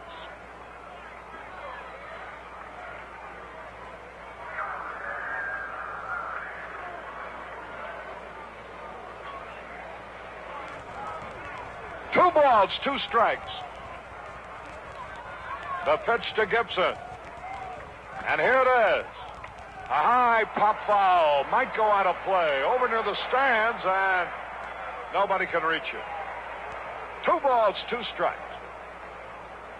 The Cardinals with a chance to clinch the National League pennant as the Reds are trailing 9-0. The Redbirds leading 5-3. Jack Fisher getting ready. Oh, the fates wouldn't be so cruel as to deprive us this one, would they? 2 balls, 2 strikes. The stretch. The pitch. He struck him out. Gibson goes down swinging. Well, that ends the inning, but a good inning. 3-run score on 3 hits. No errors, 2 left. The Cardinals have stranded 7, and at the end of 5. The Cardinals 5, the Mets 3. Well, here we're going into the 6th. Charlie Smith, who homered and popped up, will be the hitter against Bob Gibson. Let's go to Cincinnati now. Roy, what happened in the bottom of the 6th? Well, Harry, we're going into the 7th now. The Phillies still leading 9-0. These Reds can't do a thing against Jim Bunning. He's allowed just 3 hits, struck out 4, and walked no one. And Tony Taylor will lead off here in the 7th inning. The Phillies leading 9-0. Here's Charlie Smith, and the first pitch swung on. A little fly ball in his short center. Flood coming on, and he makes the catch. Smith popped the Flood in short center field. 1 out. Well, I know there's going to be a lot of commotion and excitement after the game if it ends like we all pray it does. So as we go along, we certainly want to express our appreciation on behalf of everybody up here for your loyalty and friendship down through the years. It's been a hectic, marvelous, wonderful year. Here's a pitch to Bob Taylor, and it's a curved strike call to our stations along the line, to our originating station with Bob Hyland, to our Gardner Advertising Agency. Here's a pitch. Here's a curved strike call. Bill Fisher and Ed Langen. To all the people here at the ballpark. Doggy Lynch and Emma Bach and Ed Keating and Eddie Mesher, among others. 2 strikes, no balls, a pitch to Taylor's outside. To our various engineers, our originating station. For Roy May, who's in Cincinnati today. For Jack Buck and for Jerry Gross. Here's a pitch. Hot shot to left. Oh, Grote made a great effort. But it's a single. And Taylor is on with his 2nd hit. So just in case we don't have a chance at the end of the game and all the excitement that might be existing, to Bernie Fox and the rest of the fellows who do so much for us. Too many of the engineers to mention, but we mention them all after every game. Here's Ed Kranepool. Boy, here's the threat. The left-handed batter. The pitch is a strike call. He drove in the only run against Gibson Friday night. 5-3, the Cardinals are leading.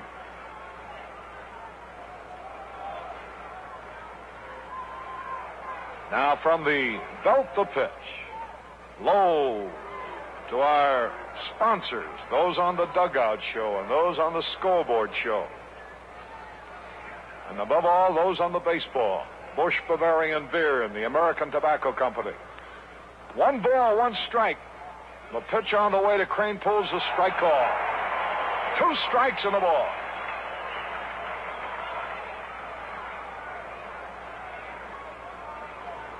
We're in the 6th. 5-3 in favor of the Cardinals. Oh, I'd like to get a few more runs. I'd like about 7 more. 2 strikes, 1 ball. And the pitch on the way. Fastball outside. It's even up at 2 balls, 2 strikes.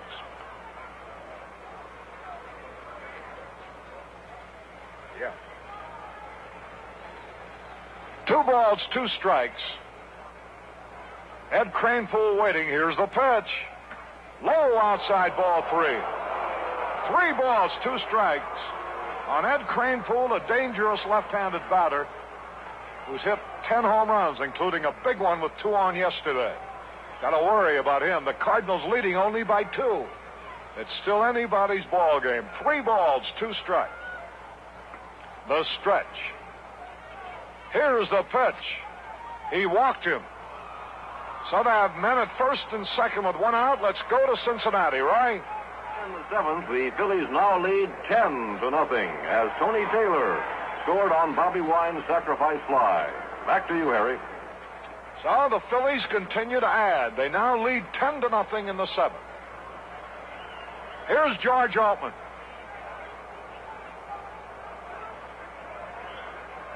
Left-handed batter, Bob Gibson. Altman represents the lead run at the plate, the stretch. Here's the pitch. He swings and he misses, strike 1. 1 strike and no ball. The wind blowing out towards right field, and you got to worry about that every time a left-handed batter comes up. Gordon Richardson starts limbering up. Gibson pitched a tough ball game Friday night. Here's the stretch. The pitch to Altman. Low, and that evens it up. 1 ball, 1 strike. Altman has walked and singled in this ball game.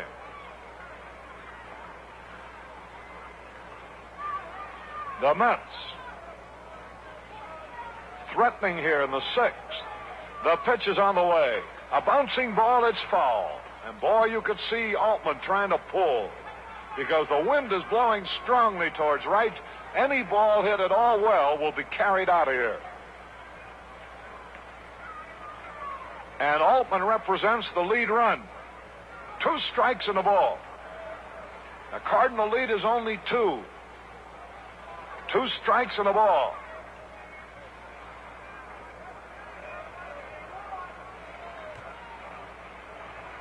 Now the stretch, the hesitation. And the pitch on the way. Curve into the dirt. He really tried to snap that one off. 2 balls, 2 strikes. 1 out. Runners at first and second, the ball game in the 6th.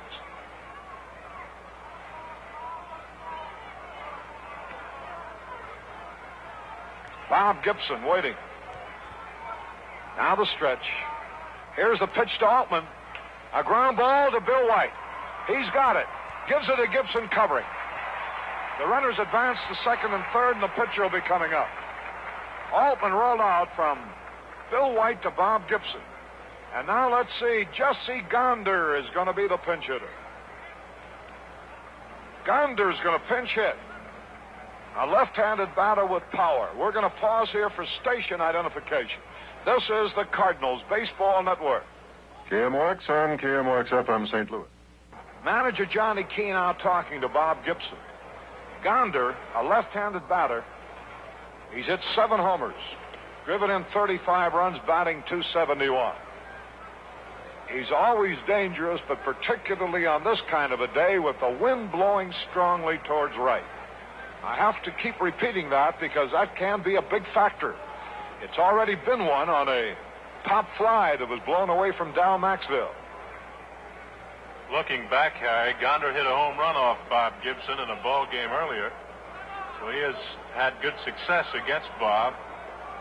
Stengel perhaps remembered that. He hit a 2-run first-inning home run in a ball game played here in St. Louis. Eventually, Gibson hung on to win the ball game.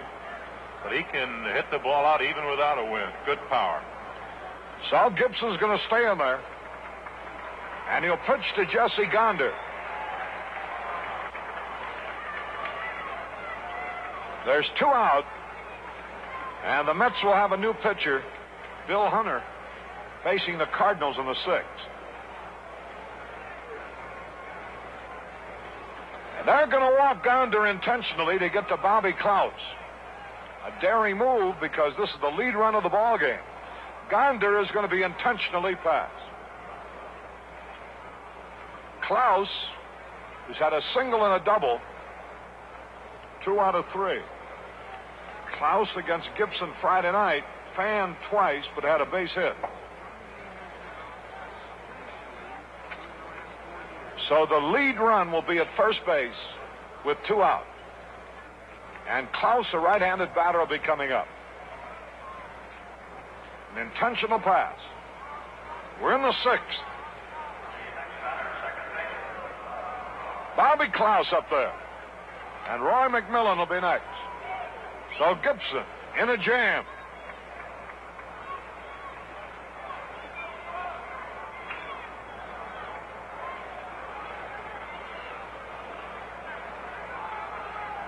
Now the windup, and here's the pitch. It's a strike call. 1 strike and no balls. A fast-moving slider caught the outside corner. 1 strike, no balls. 2 men are out. Here's the pitch. Slider missed outside. That evens it up. Bobby Klaus batting .221. Right-handed batter. Gibson getting ready. Now the windup, and here's the pitch on the way. He swung and he missed strike 2. 2 strikes and a ball. We're in the 6th. The Cardinals leading 5-3. Right-hand batter waiting. Now the line. Here's the pitch on the way. He foul-tipped it back. 2 strikes and a ball, and Klaus was trying to hit that ball in the right field.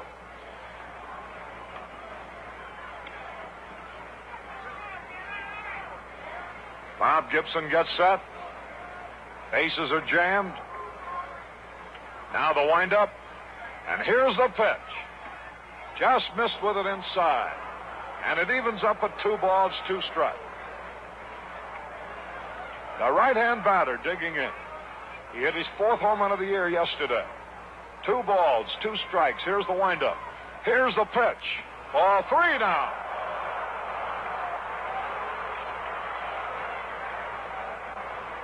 And we're really in a jam. The runners will be going. 3 balls, 2 strikes.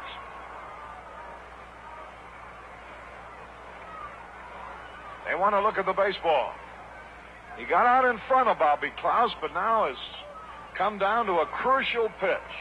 3 balls and 2 strikes, 2 out, bases loaded. Cardinals leading only 5-3.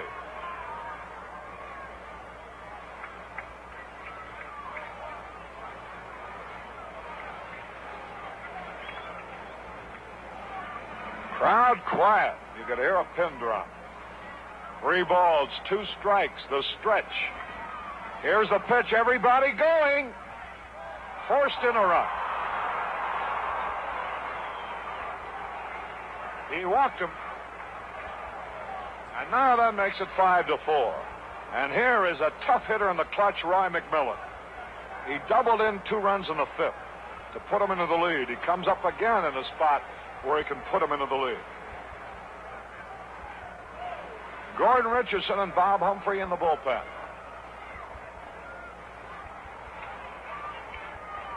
Gibson has walked 3 men in this inning. Now the windup, and here's the pitch. Outside, ball 1. 1 ball, no strikes. At the end of 7 innings, the Phillies lead the Reds 10-0, but we have our own problems here. 1 ball, no strikes.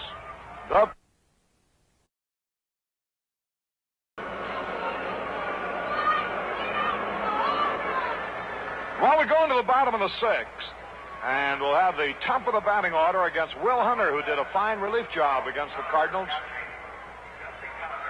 in a game that Galen Cisco beat us 2-1.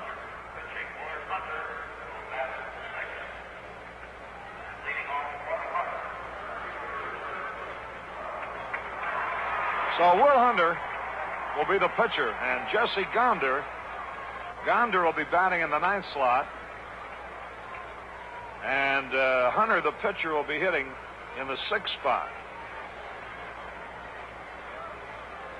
And Hawk Taylor's out of the ball game. This one is nip and tuck, 5-4 in favor of the Cardinals in the bottom of the 6th. While at the end of 7 in Cincinnati, the Phillies lead 10-0. The Cardinals could clinch the pennant with a victory. We got to win to clinch it. If we lose, there would be a 3-way tie.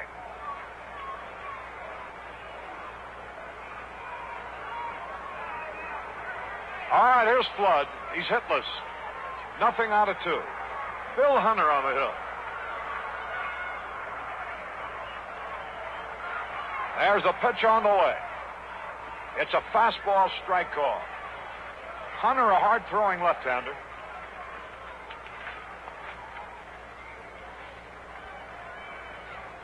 Now the wind, the pitch on the way. Hot shot to the shortstop. McMillan's got it. Over to first base in time. So Flood rolls out to Roy McMillan. That will bring up Lou Brock. He's had 1 out of 2. He's been on base every time. Once with a base hit, once on an error, and once on the walk. 1 out, nobody on. 5-4 in favor of the Cardinals. The windup now, the pitch is on the way. A line drive, base hit in the left center. He might be able to get a double out of it. He's around first. He's going to try for second. Here's Altman's throw. He is safe. So Brock doubles in the left center. He just took advantage of Altman's weak throwing arm. No question about it, Harry. Schultz wasted no time. Neither did Brock, and Benson on the play earlier on the base hit to Altman in left field sent McCarver in a situation earlier, and there was no hesitation, knowing the capabilities of the outfielders, and especially Altman, who was with the ball club. Here now is Bill White. A man in scoring position with 1 out. The Cardinals leading by a run, 5-4. The stretch. And the pitch. There's a drive. Way back. It might be. It could be. It is a home run. Listen to the crowd.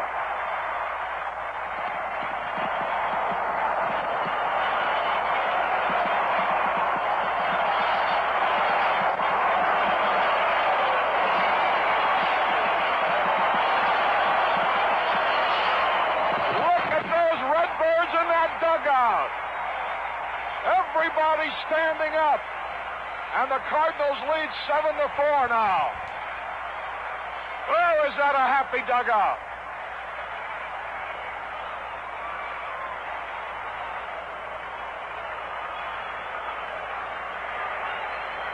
Here now is Kenny Boyer. That was White's 21st home run. There's a pitch by Hunter. And it's high. Fella's not supposed to hit left-handers, is he, Harry? He really teed off on that one. Looked like a 2-iron drive. It kept going higher and higher. Landed out on Grand Avenue. Here's a pitch to Boyer now. And it's high and outside. Ball 2. 2 balls and no strike. The Redbirds lead 7-4. Bottom of the 6th. Cincinnati is losing 10-0 in the 8th. Here's the pitch to Kenny Boyer. And it's high and outside. Ball 3.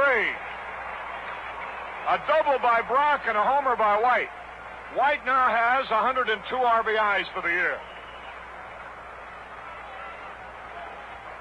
3rd straight year, of course, that he's driven in 100 runs or more. He had exactly 102 2 years ago. Now the line, and here's the pitch. High and inside. He walked him. And the crowd hungry for more runs to really clinch it. In 1962, White drove in 102 runs, batted .324. Last year, he hit 29 homers that year. Or rather, 20 homers. He drove in 102. Last year, 27 homers, 109 RBI. And this year,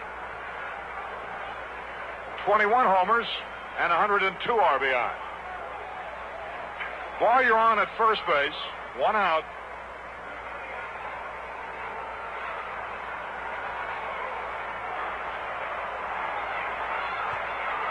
Dick Groat, the batter. The stretch. Now the pitch. High fastball. Groat, who drove in a run in the big 5th inning and also scored one in the 4th when he led off with a double. 1 ball, no strikes. 93 games will win the pennant. The Cardinals won 93 last year and finished 6 games out. Their 93rd victory, if they get it today, will clinch the pennant. 1 ball, no strikes. The pitch. Foul back into the stands. 1 ball, 1 strike.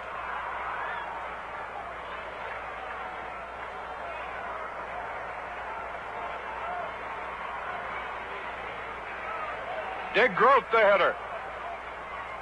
2 runs are in. The Redbirds lead. 7-4. Bill White hit one out of sight. Bill Hunter getting ready. And now the stretch. From the belt. And a pitch to Groat. Strike call. 2 strikes and a ball. A fastball over the inside corner. Right-hand hitter up there. Cardinals again with a 3-run lead. In fact, it's their longest lead. 7-4. They led 1-0. Tied 1-1. Then led 2-1. Then behind 3-2. Then led 5-3. And now leads 7-4. The stretch. The pitch to Groat. And here it is. Swung, and he missed. Struck him out. Groat swung at a high fastball and struck out. And that will bring up McCarver. 7-4, the Cardinals lead in the last of the 6th. McCarver, left-handed batter. He doubled in the 2nd and scored our first run. He's had 1 out of 2.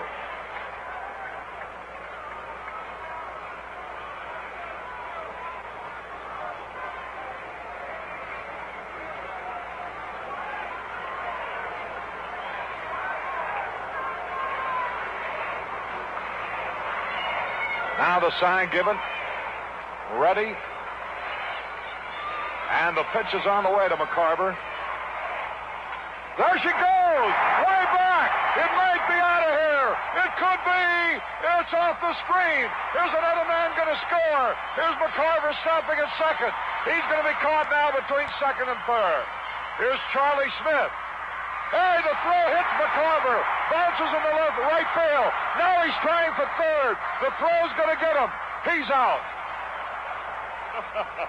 But Tim doubled off the right field screen.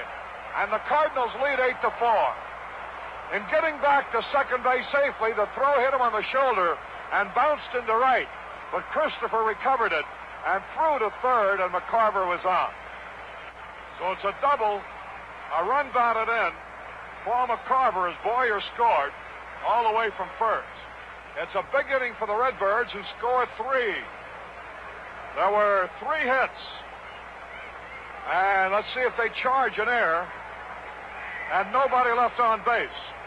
At the end of 6, the Cardinals 8 and the Mets 4.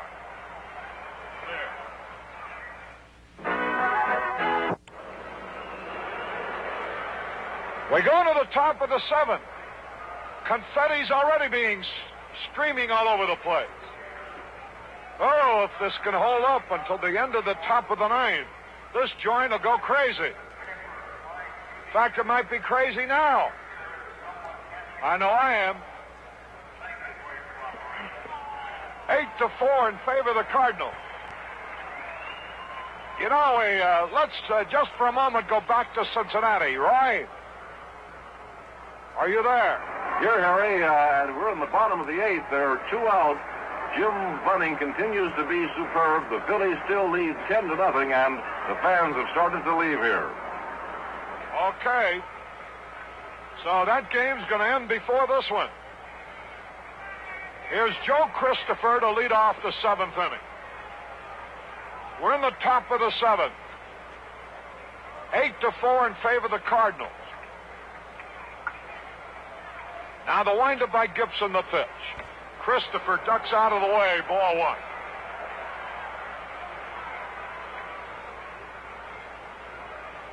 Well, I'm glad that game in Cincinnati is lopsided. I don't think we could stand any more excitement. 1 ball, no strikes. Here's the pitch on the way. And it's high and inside, ball 2. The Phillies are leading 10-0. The Cardinals are winning 8-4. If that continues, the Cardinals clinch the pennant today with a 93rd victory. 2 balls, no strikes. Joe Christopher, the hitter here in the 7th. Now the pitch. Inside. Did it? He claims it hit him, and it did. Hit by a pitch ball. Barely ticked him. Joe Christopher from the Virgin Isles. Just ticked by a pitch ball, and that'll bring up Jim Hickman. Gibson has been struggling. He's walked 3, he's hit 1, he's allowed 1 hit. He's allowed 1 run. But he's out in front, 8-4. And activity now in the bullpen. Barney Schultz gets up, along with Gordon Richardson.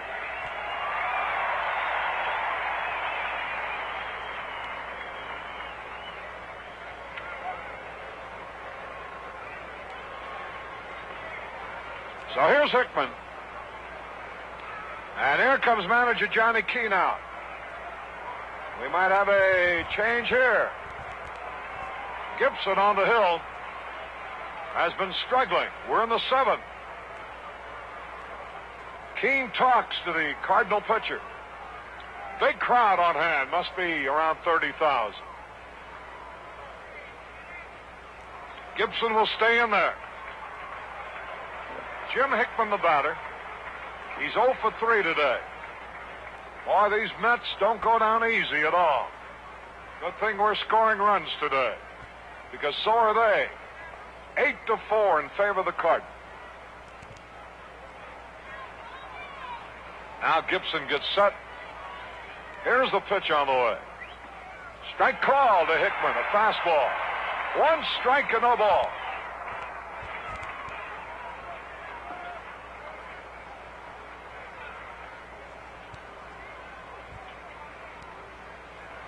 Now from the belt, the pitch.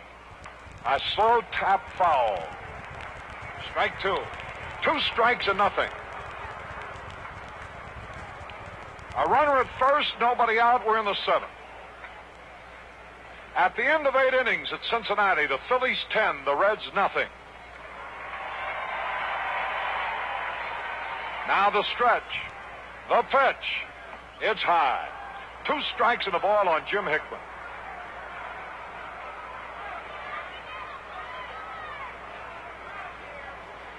Top of the 7th. 8-4 Cardinals. Now the sign and the stretch. From the belt, the pitch. Swung and he fouled it back, and boy, he had a good cut at that one. Come on, no more excitement. Let's just get these guys out. 1, 2, 3. Get it over with.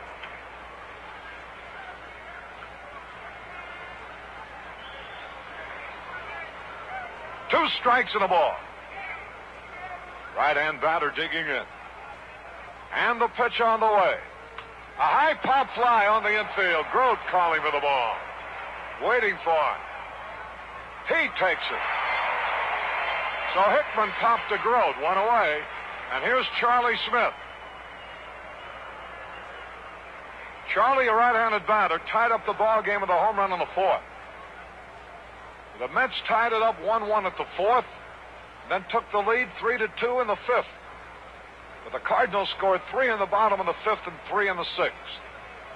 Bill White has the only Cardinal home run. Charlie Smith has hit the only one for the Mets. Now the stretch. And the pitch to Smith. It's a strike call. 1 strike and no ball.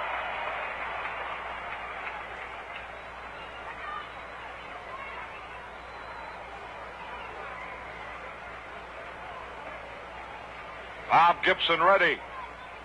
The pitch, swung, pop fly on the infield. That's going to be easy. Maxfield under the ball. And he has it.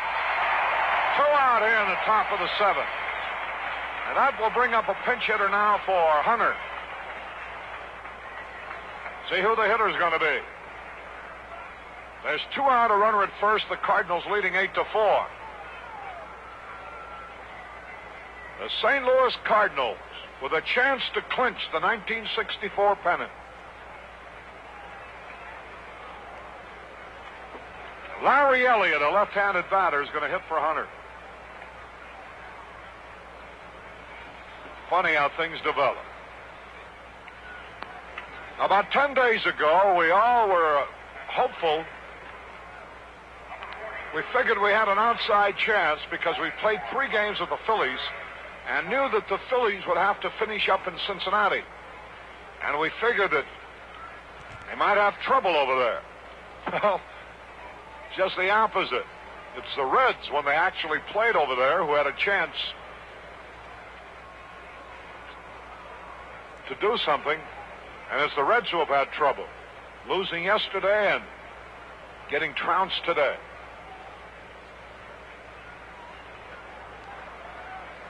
Larry Elliott, a left-handed batter. There's a pitch by Gibson. And it's fastball outside.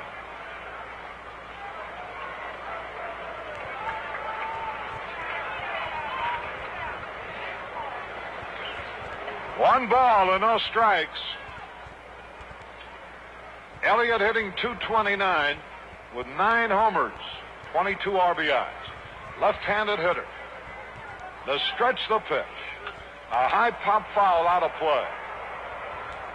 And the count is evened up with a ball and a strike.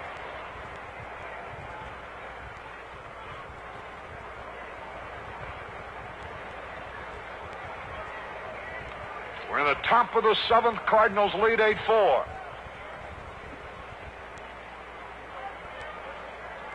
Now the stretch ready. The pitch. It's a strike call. Fastball right in there. 2 strikes and a ball.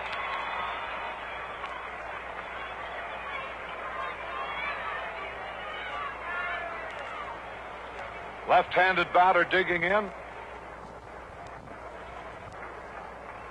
Now ready. And the pitch. It's a strike call. He's out of there. Fastball over the outside corner. No hits, no runs, no errors, 1 left. We go into the bottom half of the 7th inning. The Cardinals 8, the Mets 4. Particular about taste? You bet I'm particular, and my pell-mells prove it. Particular people take particular pleasure in the good taste of Pell-Mell.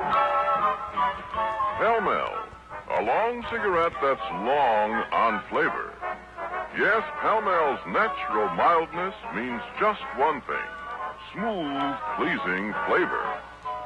Flavor that's blended in, over, under, around, and through to bring you satisfying flavor, particularly good. The flavors blended over, under, around, and through to bring that particular good taste to you. So get particular pleasure like particular people do in the good taste of Pell-Mell. Be particular. Buy Pell-Mell Famous Cigarettes. Outstanding. And they are mild from the American Tobacco Company.